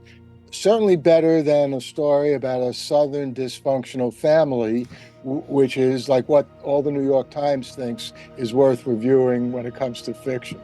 So the story of Molly and Wayne Cobb, Gordo and his wife Tracy, and the children, the adoption of Kelly Baldwin, the babies from Vietnam. I mean, it's all stunning. Or Danielle's struggle with her husband who comes back from Vietnam and has terrible PTSD and just self-destructs, and it happens off camera, and she is, I forget who picked her as the MVP. I think it was Marybeth, but totally such a brilliantly strong character. Or Alita, and all these all these things resonate. Okay, I want to talk about my Karen problem before it gets too late, and give everybody a chance to argue with me. For me, one of the great causes of change in the show itself, besides the fact that the Russians land on the moon first, is Karen Baldwin. And Karen in the first season is a terrible parent. And she tries to be the perfect wife and the perfect astronaut wife. She has that, if you remember the movie The Right Stuff, she has that whole thing down. But if you watch the scenes with her son, she cannot handle it. She is a woman who is just overextended, and that leads to the death of the son. She leaves him at the house. She goes off to, I think, a PTA meeting and grounds him, and he's being punished. And he was supposed to go to a basketball game. He wants to play basketball because he wants to please his father, Ed Baldwin. He's also terrified of his father, and because his father is a really great pilot, he's just not a great dad. And Karen is really not that great of a mom. She's, of course, helping raise Tracy Stevens and Gordo Stevens' child as well. So when when her son and Danny, who is the Stevens son, are growing up, they get watched by Karen a lot. Leads to the death of the Baldwin son. Danny forms this bizarre and unhealthy fixation on Karen and becomes obsessed with her as he grows older. The next season, Karen comes back, and she eventually encourages Ed to return to flight status. He is in charge of NASA. He wants to be a good family man. The whole thing is brought to a head when Kelly wants to go to the Naval Academy, and they have like a family meltdown, which leads Karen to push Ed back into space. Karen eventually, and then Karen buys the bar that all the pilots go to. She's running the bar. She ends up meeting a few entrepreneurs as well, and that's when she meets Dev, who no, not Dev, the other guy who opens up the space motel, and he opens up the bar as a chain. So she turns it into, I don't know, space gold, a chain restaurant like Golden Corral. Okay, so she becomes a businesswoman. Before they close the bar and she sells off the bar, she manages to have a relationship with Danny Stevens. She has sex with Danny twice. She doesn't lie to Ed. Before he leaves on this really dangerous mission of the Pathfinder? Is that the right ship? She tells Ed, and this is when when Ed blows up the Sea Dragon on the dark side of the moon. They end up getting divorced. She ends up getting in business with this Dev character, and they open up this hotel. She eventually pushes Dev out of the control of the company. They turn it over to shareholders, which leads in season 4 to Dev's company, Helios, abusing the workers on Mars, who, by this time Karen is dead in the explosion, who basically are running a work camp where everybody who's working for the company has to buy what they need from the company. So okay, they're making money and stuff, but they still have to pay for their food and their linens and lodging and everything. So it's like one of these companies way back in the day where you would work for them and they would have their own currency sort of thing. That was the image I got. This whole thing happens around Karen. Karen is like the catalyst for all these things, and I feel like Karen is like a huge thing that she's the one who makes all this stuff happen.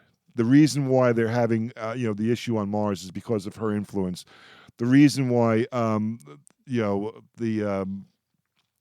underground water collapses on Mars is because of her effect on Danny. Okay, the reason why Ed is a flaming bastard in season 4 is because of the things he's dealt with Karen.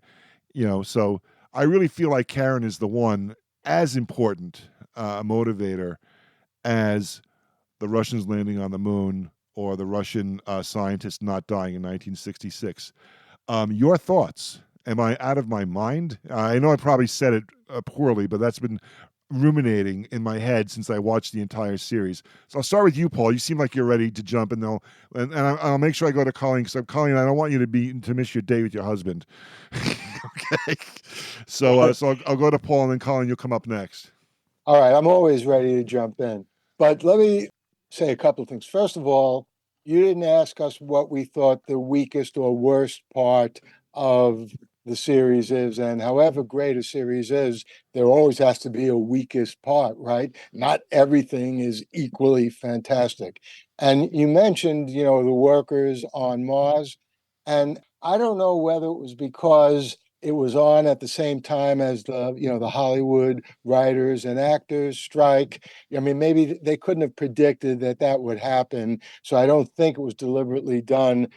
But I thought that whole part of the story was handled in a rather ham-handed way. I don't think people on Mars, having gotten to Mars, living on Mars, working on Mars, would have been walking around holding up signs, like they did in Los Angeles. So I don't know why they had that whole part in the story. I know it did play somewhat of a role, in terms of the ending, but they could have got there in a different way. So I thought that whole thing, if I had to identify the part of certainly season 4, but maybe the overall series that I could have lived without seeing, it was that whole workers' unrest on Mars. It just didn't really fit. As far as your thesis is concerned about Karen Baldwin, no, I don't think you're out of your mind at all. I think Karen Baldwin really did move a lot of things. And the truth of the matter is, Ed and Karen, in many ways, I mean, initially it shared with Gordo and his wife. What was his wife's name, by the way? Gordo and Tracy. So originally it was the foursome, and they unfortunately died, and I was unhappy to see that also. I never want to see characters I like die. But in any case, until Karen died, Ed and Karen, each in their own ways, also bouncing off each other, not cooperating, but trying to outdo the other. They, in many ways, were mainsprings of everything that happened in the series, or many of the things. And she brings him in. She brings him into Helios to pilot the ship, to command the ship. That's right. That's right. And you could even argue it was because of Karen, even though she's no longer alive, that Dev takes the radical approach of approaching Ed, who hates Dev, and says, hey, let's cooperate and we'll get this magical Goldilocks asteroid to Mars. Because she stole the company, because she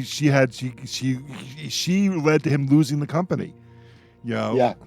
So I think you're onto something. I think she's an extremely important character, and I have no idea. I mean, I always wonder, anytime an important character is killed off in a series, and the interesting thing here is, because it's jumping ahead so fast, some of the original characters have to die, but most of the time they don't die of old age, right? They die in accidents, and so that means to me is they were not yet ready to die, but the people who made this series thought it would be good for the series to pull them out of the story in an abrupt way. And I'm not a particular fan of those adrenaline shots, in a given series. I mean, every once in a while, a character has to die.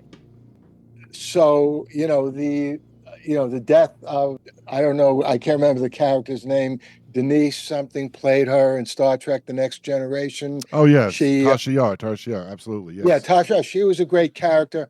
I didn't like when she was killed. And I always tend to think, and I have no idea why did that happen? If it's a Dick Wolf series, it's because he's a notorious cheapskate and doesn't like paying characters so much money. But in other series, I don't know why that happens. So I think that Karen's death, I would have rather not seen that happen. But I like the fact that she's still, having this effect. She's having, the reason things are going down on Mars. I don't think Dev would have done that. I don't think Dev's workers, if Dev had been in charge, I don't think they would have been as disgruntled. And because I think the people who took over after Dev tried to squeeze every nickel they could have out of his workers. And while, yes, it does line up with the strike in Hollywood, to me, I was feeling it the UAW. That's the thing I was really zoning on, was the UAW strike that was happening at the same time. And before I go to Colleen real quick, and of course, she never admitted that she slept with Danny Stevens. She just admitted that she cheated on her husband. She should have admitted that she cheated with Danny Stevens, because Danny is losing his mind and he cracks Ed's email and he's stalking the two of them, and he's so jealous and so disturbed watching these two's relationship because he can't let her go, to the fact that he plays the Billy Swan "Don't Be Cruel" song at his own wedding just to rub it in Karen's face, because he wants her. That's what he wants. And even though he's an accomplished astronaut, he's talented, he's smart, his obsession with this woman and she's gorgeous. Who wouldn't be obsessed with her? You know, but his obsession with this woman ruins his life, and he becomes an agent of chaos because of his effect on her. Colleen, thoughts on my bizarro ideas here? That poor kid. God, I was just thinking about that poor kid. I felt so what bad he for went him. through. Man. Oh my gosh, I really felt for him. But about Karen, I love that, especially during the time period that she became not just a housewife and a mommy, is that she became an entrepreneur while her husband was away floating in outer space and working. I do love that she's a really strong character. I love how she did that. I thought that's pretty weird that she was with the kid, but that happens. They were both together and at the place. But anyway, I was really happy with her growth, and that it was really inspiring to see a woman do as much as she did throughout that time period, and that I don't mean to be old fashioned, but not every woman did that, especially back then. I was really sad to see her the relationship between her and Ed break up, because I'm such a romantic. I like to see everybody stay together and be happy. That's probably not how it works. So I think her success with Helios, and even though that silly floating hotel, which was again back to suspension of disbelief. Oh my gosh, I thought that was so silly. But I still think I commend her for looking for, being a successful woman, a powerful woman, going to Helios to find her way. I'm really proud of her for that. I'm just sad that she and Ed didn't make it together, and that and then the daughter still became really successful despite all that. But I think she was a really good character, and I'm really proud of what she accomplished. And I'm sad she died, because I think she had a lot more to offer, especially as a businesswoman, and proving that women can do all this. That's my take. I think she died. I think it's where it needed to go, because right before the explosion happens, which is again mirrors the Oklahoma City bombing, she's with Danny Stevens' brother. Okay. And he says to her, "You used him. I know it was you and Danny, and you used him."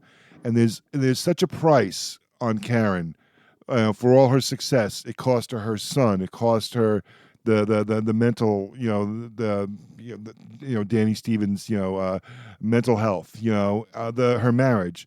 She achieved all these things, and she, I think reveled in it and stuff, but at the same time, there was a huge price to pay. Bruce, thoughts on my theory here? I'm going to wax philosophic a little bit for you here. If you look at the opening of the series, okay, you've got these streaks going up from the earth, and it's all about these, the graphical streaks, and people think, well, those are rocket ships and that sort of thing. Those are people. And I think that's what the story is of For All Mankind, or the underlying theme is that people make the difference. It wasn't that, a rocket ship blew up, or, some sort of cataclysm happened that changed the world. It was that a guy lived. Instead of dying on an operating table, he lived. You had all these characters coming in, and these characters are pushing the envelope. So did Karen push things forward? Absolutely. But so did Margot. So did Molly. So did Ed. All of these people, if they weren't there pushing things forward, they wouldn't have gone forward.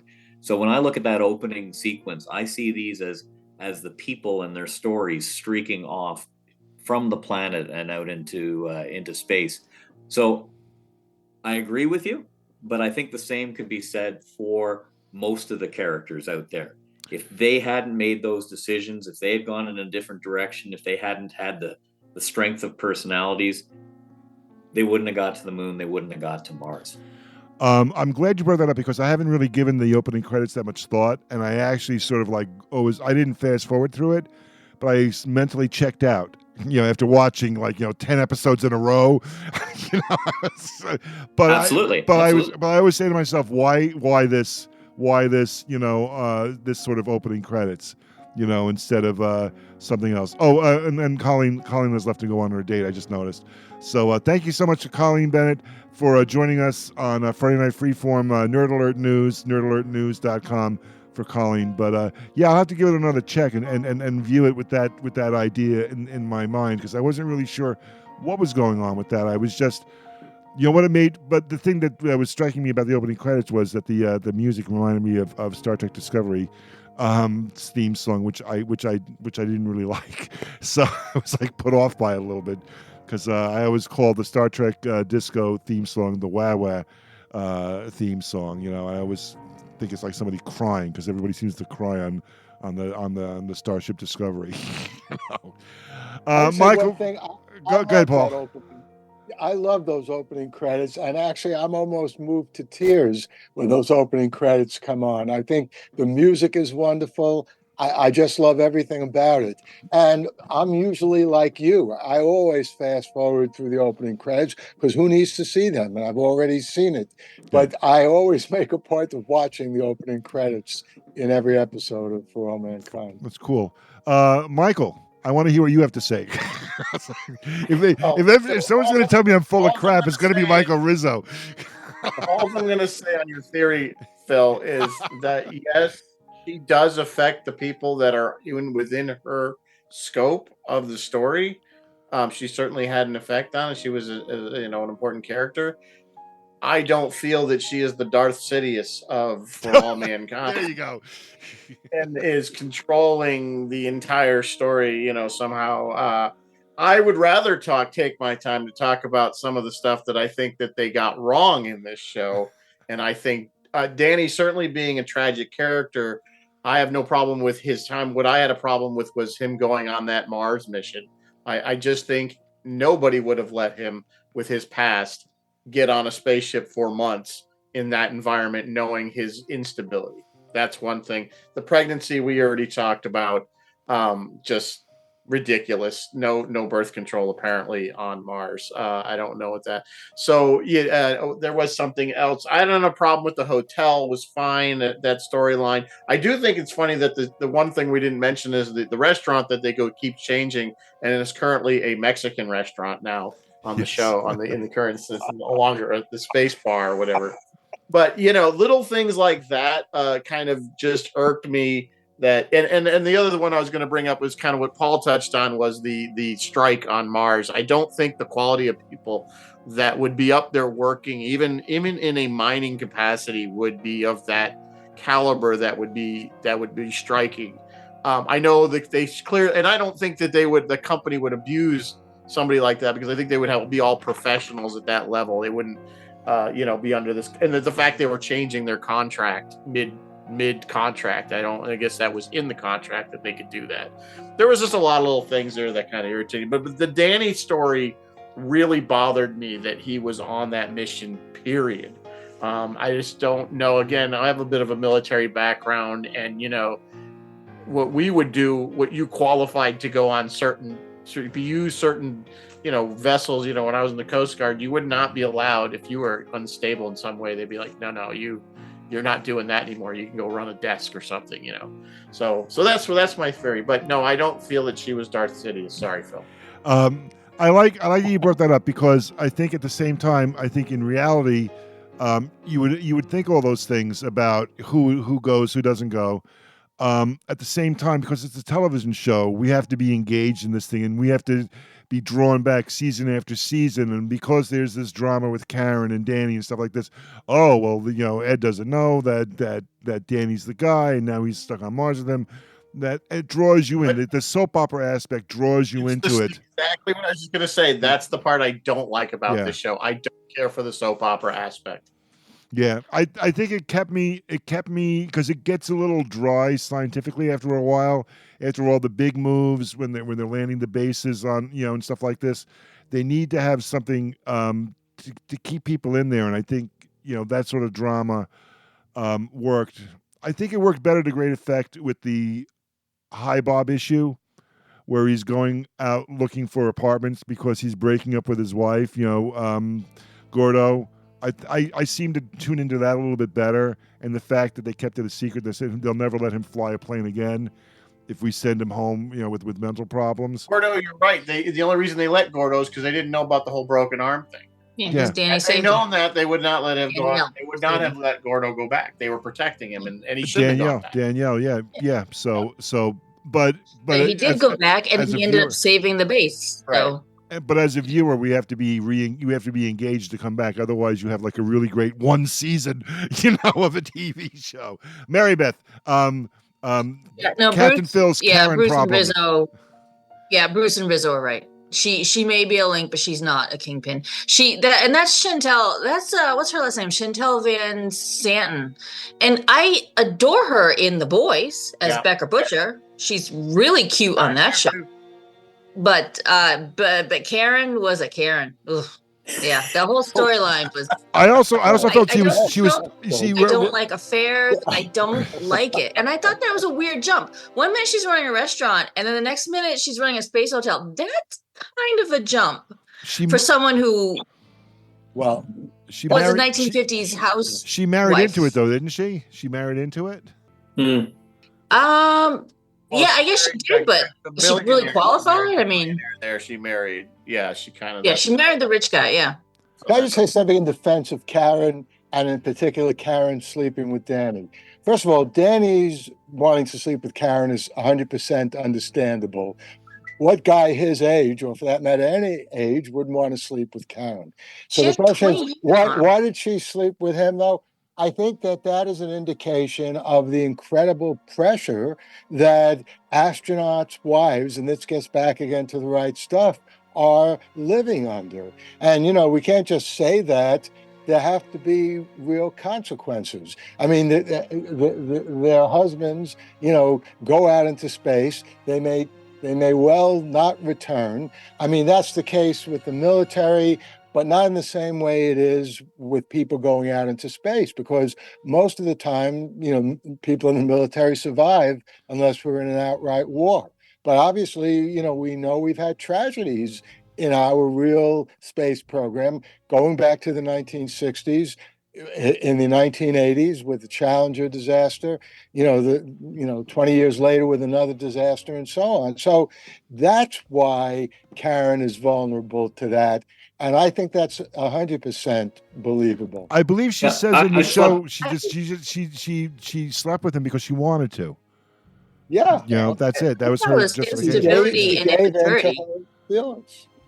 Yeah. She didn't do the right thing. She did what she needed to please herself, which is understandable given the situation that she was in. I think you have to appreciate, though, with some of this criticism on people's motivations and why Danny was on the mission, nepotism is a powerful force. And if you've got a statue of a guy's parents outside of the Johnson Space Center, and you say, who are we going to send to Mars? It's hard not to do that. I mean, if Neil Armstrong had a son who was qualified, he'd probably have a lower standard to achieve in order to be on the mission. Son? Pardon? An alcoholic son? Or druggy. Yeah. He was doing drugs, but he was. I just don't buy it, Bruce. I don't care. Yeah, I would love to see what Doc Alexander would say. I think I would too. I think there's a leap, but I don't think there's much of a leap, as much as you're saying. I think I understand what you're saying. I just think when it's coming to this, we're not talking about this is people's lives. This is the success of a very expensive mission and reputations. And I don't see it the way I just don't see them allowing it. No. I think in terms of a television show, it makes sense. But in real life, I agree with you. In real life, it doesn't work. But in terms of a television show, we've hit it. This is television. Yeah. No, clearly, it's obviously it's TV.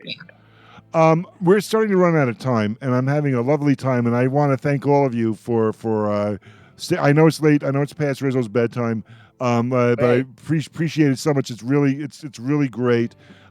What are your hopes for future seasons? I'll start with myself. My hope for future seasons is that we see a lot more of Kelly Baldwin, that she discovers a life on Mars, and I believe one of two things could happen. I believe the life she discovers on Mars is microscopic, and either it infects people and they get sick from it, or our presence on Mars is causing it to die off, and we need to remove ourselves from it, or it's going to die. So that's what I think that's what I see coming down the pike for season 5. Paul, your thoughts for the upcoming season 5? Well, there was a scene in season 4, when they're digging up that gun, they discover something. And there was another scene when they're on the surface of Mars and somebody falls into a hole. I can't remember who it is. And then they dig him out of the hole. He's not completely buried. I was hoping in both of those cases that what was discovered when they dug up a gun and when whoever it was fell into that crevice, that they would have discovered some kind of trace of an alien civilization. So I would like to see that in the future story. But as far as the alternate history, look, we're now in 2003, 2004. If they jump ahead 10 or more years, it's getting uncomfortably close. Yeah, we're getting into Obama. We're getting into Trump. I mean, it's a question of where they want to go, and they're going to have to deal with that. They can't ignore either Obama or Trump because they're too much of major figures. In one case, didn't Trump appear in an episode? He's over to Russia. He's over with Gorbachev building hotels in Russia. Wasn't he there? I seem to remember that. Nice touch. So, I mean, I'm looking forward to seeing how they deal with it. I mean, they can't ignore. Look, they can't even ignore. They're going to have to do something about COVID. Either there's an immediate cure for it, or there's another kind of pandemic. Because again, if you diverge too much from the reality that we're living in, it makes the alternate reality that we're watching less powerful. So I'm looking forward to seeing how they deal with all of these very recent and still current issues. COVID comes from Mars. Bruce. Yeah. Well, actually, that was one of my things is, some form of Martian life, microscopic level, some sort of bacteria that begins some sort of infection. And we touch upon the COVID and all of those situations. I think that's a very plausible one. From a science point of view, I'm not sure how much further we can go. I mean, the showrunner said that they have sort of a plan for 6 or 7 seasons. But I think what would be really interesting is them setting up a sleeper ship to go someplace further away. And the moral questions of who goes on that sleeper ship. From a personal point of view, I have to leave the world I know behind and, go on a very, very long voyage. Who do we send to represent all of mankind? I think could be really, really interesting, some real drama in there. So I don't know if it'll be next season if they do 6 or 7, but I'd like to see the show end with the idea of a sleeper ship being launched to go further and all the drama around that. I believe Ron Moore has been quoted as saying that he wants to get the show up to present day. That was his goal, to get it up to our year. Season 5, Michael Rizzo. Well, I don't know. I certainly think they will find some form of life on Mars. It'll probably be microscopic. I don't see it being of any evidence of any intelligent life. I think that would be kind of a cheap trope for them to head for, honestly. In this particular show, it's almost too obvious. It's like it's kind of an obvious thing. I think what they'll probably do is probably double down maybe on some more politics. You're going to see Jamestown. They've already alluded. They've shown us 2012 with that asteroid being already built up. That was what they showed. They said, I believe it said 2012, and we saw that they had a huge facility built on the Goldilocks asteroid. So Mars will now be a booming mining town, so to speak. Happy Valley probably will expand.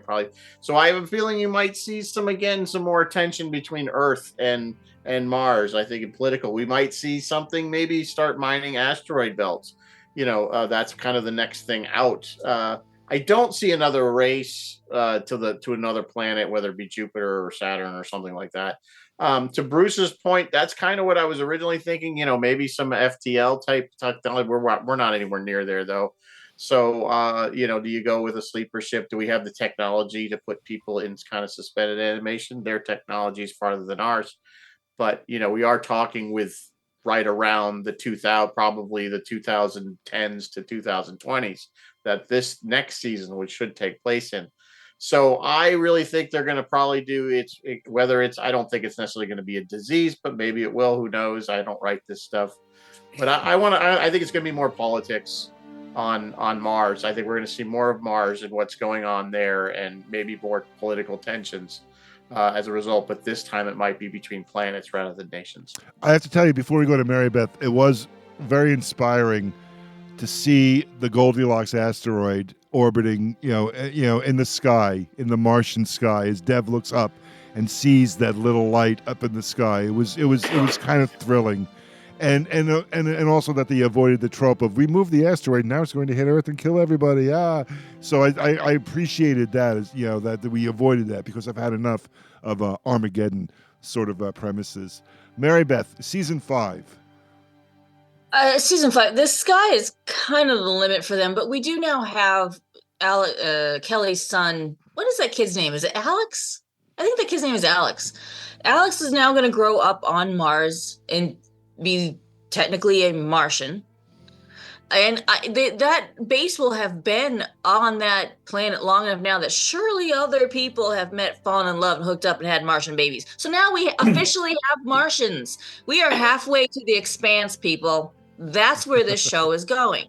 Now, just for fun, just for speculative fun, it has been raised that, because you guys mentioned Obama, that Obama will not become president in this alternative timeline. And the reason why is because Ronald D. Moore specifically said that there's the original series, then phase 2, and what was the other one, Next Gen or whatever, or the movie, whatever it was. But there's no Voyager. That means there's no Jerry Ryan. Jerry Ryan was married to Jack Ryan, a senator from Illinois who was Obama's opponent. That's ridiculously awesome. I love that. I love that's great. That's brilliant. Well, the other thing is that Al Gore is president. So and Al Gore is president, and he would, of where the parties would have aligned at that point. Yeah. By the way, now joke that they make jokes about him always taking credit for things. Yes, they did. They did. On the internet, and of course, him taking credit for the other whatever. Goldilocks. Right. Yes, I like that too. By the way, so far though, I feel bad for poor Al Gore, because the real Al Gore, because so far as president in For All Mankind, he's not doing a particularly good job. He's basically, he's not that courageous with the Soviets. He's all right. But if that's the way the real Al Gore would have been as president, not that I would have rather seen just about anyone than George W. Bush. But I think he was a better vice president in our reality than he so far has been president in For All Mankind. Going back, I think they played Reagan really well on the show, though. Do you agree, Paul? Yes, they did play Reagan, especially really well. with the Apollo-Soyuz handshake. The Apollo-Soyuz handshakes happens at the brink of a nuclear war between the two powers, and Danielle and her Russian counterpart just go ahead on their own, dock the Soyuz, dock the Apollo capsule, and do the handshake, and it's broadcast live on TV, which causes the world to step back from the brink of nuclear war. And Reagan, and I think Reagan would have done this on his own. I don't think his advisors, or I think Nancy told him to do this, flies Air Force One over to Russia. I think that smelled like Nancy, like a Nancy thing. Because Nancy was like was so touched by, I think that's really what drew them back from the brink of war. And yeah, I think they, like I said before, I think they played Reagan really, really well. And Nixon too. Nixon, he wants to have a space couple in space. I think they did really well. I don't remember. I'm talking quick because I'm running out of time. Did Watergate happen?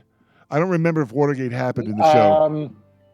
Because I know Nixon gets pardoned. It happened in passing. I think they mentioned it. Yes, they mentioned Watergate. But he didn't resign. He just lost to Ted Kennedy. Yes, that's right. By the way, I wanted to say about Reagan, the real Reagan, and his speech, which was written by whoever it was, very talented Republican speechwriter, after the Challenger disaster, reignited interest in the American space program. And I think it still hasn't fully recovered and gotten back to the strength it had in the 1960s.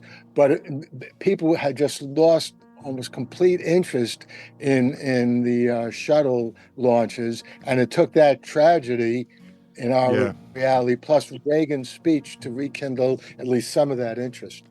And on a similar note, during the Apollo 11 landing on the moon in the first season, where they think the Eagle crashed, and that Neil and Buzz died, Nixon does the speech. Nixon really wrote a speech, or had a speech written, in case Buzz and Neil died on the moon. He really had that done. He was obsessed with that. He was paranoid that was going to happen, and he was so worried. He kept on calling Mission Control, saying, "Give me the odds. Give me the odds. I need to know the odds if they're going to make it or not." So I found that kind of cool. A lot of people say that I heard a lot of the interviews and then the panel discussions I've listened to on the show since I watched the entire show. They always ask Ron Moore the same thing. Are we going to see a starship? Is this where Star Trek starts? Is this where The Expanse starts? Personally, for me, I think this show should distance itself from other shows as much as possible. I don't see it as a lead into anything. I think it's its own thing. Briefly, before we close up shop here, I'll start with Marybeth. What are your thoughts on that? Do we need to stay away? Because Ron Moore is a Star Trek alum.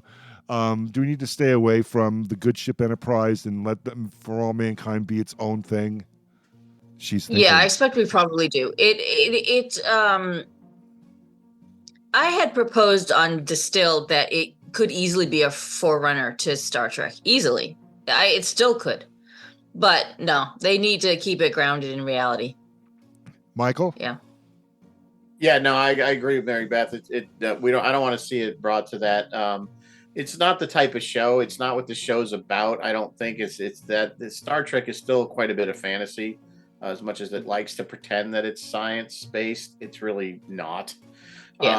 And this is, and I think it's going to be closer to a pre-runner to The Expanse, minus the molecule thing, that the way our solar system is developed, with the belts being Martian and Delta Lauda, yeah, and then ultimately Mars becoming its own planet independent of Earth and all that sort of thing. I think that makes more sense to me than anything Star Trek like.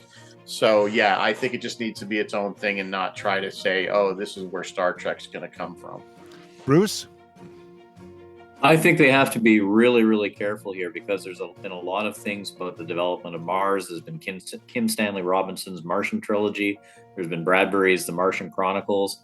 And I think we have to stay away from those types of things. So is there going to be a world war on Earth and Mars becomes the vast, last refuge of humanity? I don't think so. I don't think that, we're going to go into a grand scheme of developing Mars into a breathable atmosphere. I think The Expanse is the most likely, but who knows? With more in there, next season could be the eugenics war, and all of a sudden, Earth goes into World War III, and Khan rules a vast part of the. Anything could happen.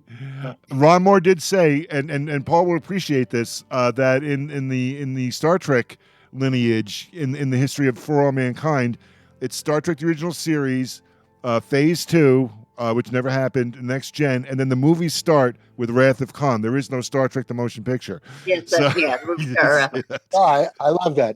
Well, look, let me say this. I think apropos of Star Trek and Star Wars, and not, by the way, The Expanse, which is superb, but it's not in the same league as Star Trek and Star Wars. Those two franchises utterly revolutionized the world and popular culture. And I mean, and in some ways, the Star Trek story is more incredible than the Star Wars story because, as everyone here knows, it starts off as a series on NBC. NBC cancels the series. Everyone thinks it's dead because the only thing that has come back in reruns is I Love Lucy and maybe a couple of episodes of the Jackie Gleason show. But Star Wars comes back in syndication. A whole new generation loves it. They make a movie, which is not such a good movie, but that does incredibly well anyway at the box office. And then the next generation and so on. Anyway, the reason why I'm saying that when we're talking about where For All Mankind goes is I think already, based on the first 4 episodes, that For All Mankind is on its way to becoming as significant in our culture as both the whole Star Trek franchise and Star Wars. And I don't have time to go into all the details and comparisons, but because of that, I don't know. I can't predict where it's going to end, except to say that I think if it is true to its form, it's going to end in an incredibly surprising, provocative, indelible way, which is also going to change our culture to the extent that very, very few franchises have done. And because of that, I think there'll be sequels to All Mankind. That's why I'm making the comparison to Star Wars and Star Trek. And maybe Ronald D. Moore will do some work on that.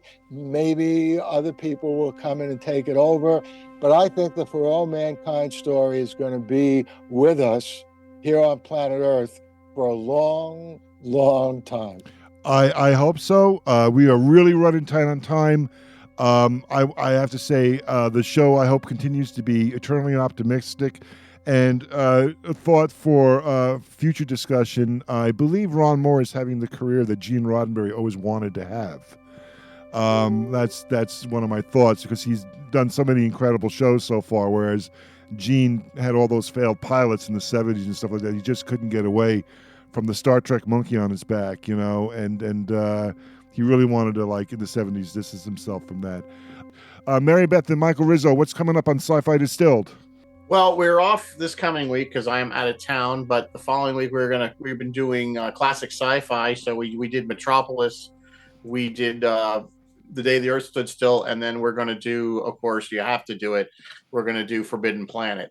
And then after that, we're going to do sci-fi movies we hate to love. So those monsters really bad from the id, those old bad films, whether they're bad, new or old, that we just end up watching anyway, even though we know they're horrible films. Bruce, what's going to happen coming up in Ticonderoga, New York at Trek-Conderoga, the Star Trek set tours? Well, we've got in February, they've got some Valentine's Day or Valentine's weekend tours with the master himself, Mr. Colleen.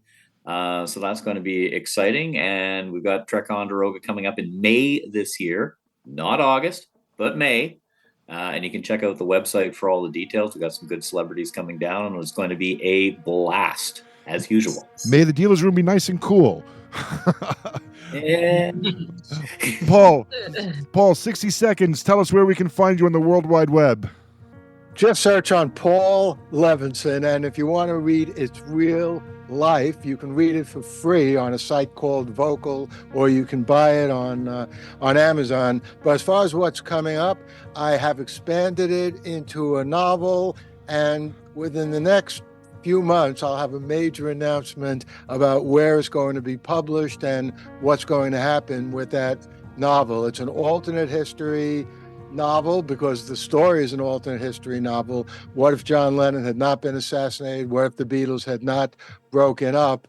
And again, that's one of the things that I was so happy to see mentioned ever so briefly in For All Mankind, because it's good promotion for my work. Absolutely, and I hope there in the future seasons of For All Mankind that we see Kelly Baldwin and maybe Aleda sitting there in their kitchen reading a Paul Levinson novel.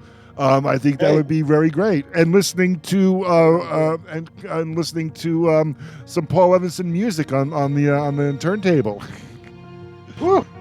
I have to hire you as a publicist. Yes, definitely. The Light on Light Through podcast And I hope you enjoyed that conversation about For All Mankind. I'll be back here next week with another episode of Light On, Light Through. And I've written a whole bunch of reviews of just about every episode, I think, in season 4 of For All Mankind. So maybe I'll do a special podcast next Tuesday afternoon. About the 4th season of For All Mankind. In the meantime, stay safe, stay sound, and keep doing whatever you can to help the brave people of Ukraine and Israel fight off the fascists and terrorists that have invaded their countries. The Light on Light Through podcast.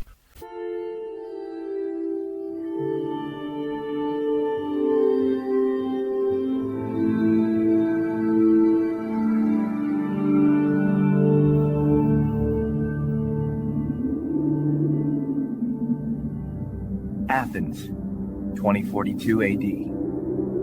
She ripped the paper in half, then ripped the halves, then ripped what was left again into bits and pieces of history that could have been. Sierra Waters had read once that, years ago, it was thought that men made love for the thrill, while women made love for the sense of connection it gave them. Curled Up with a Good Book says, Sierra Waters is sexy as hell. You can find out more about The Plot to Save Socrates by Paul Levinson at theplottoSaveSocrates.com. Paul Levinson Silk Code about an ancient biotech war raging on in secret for centuries.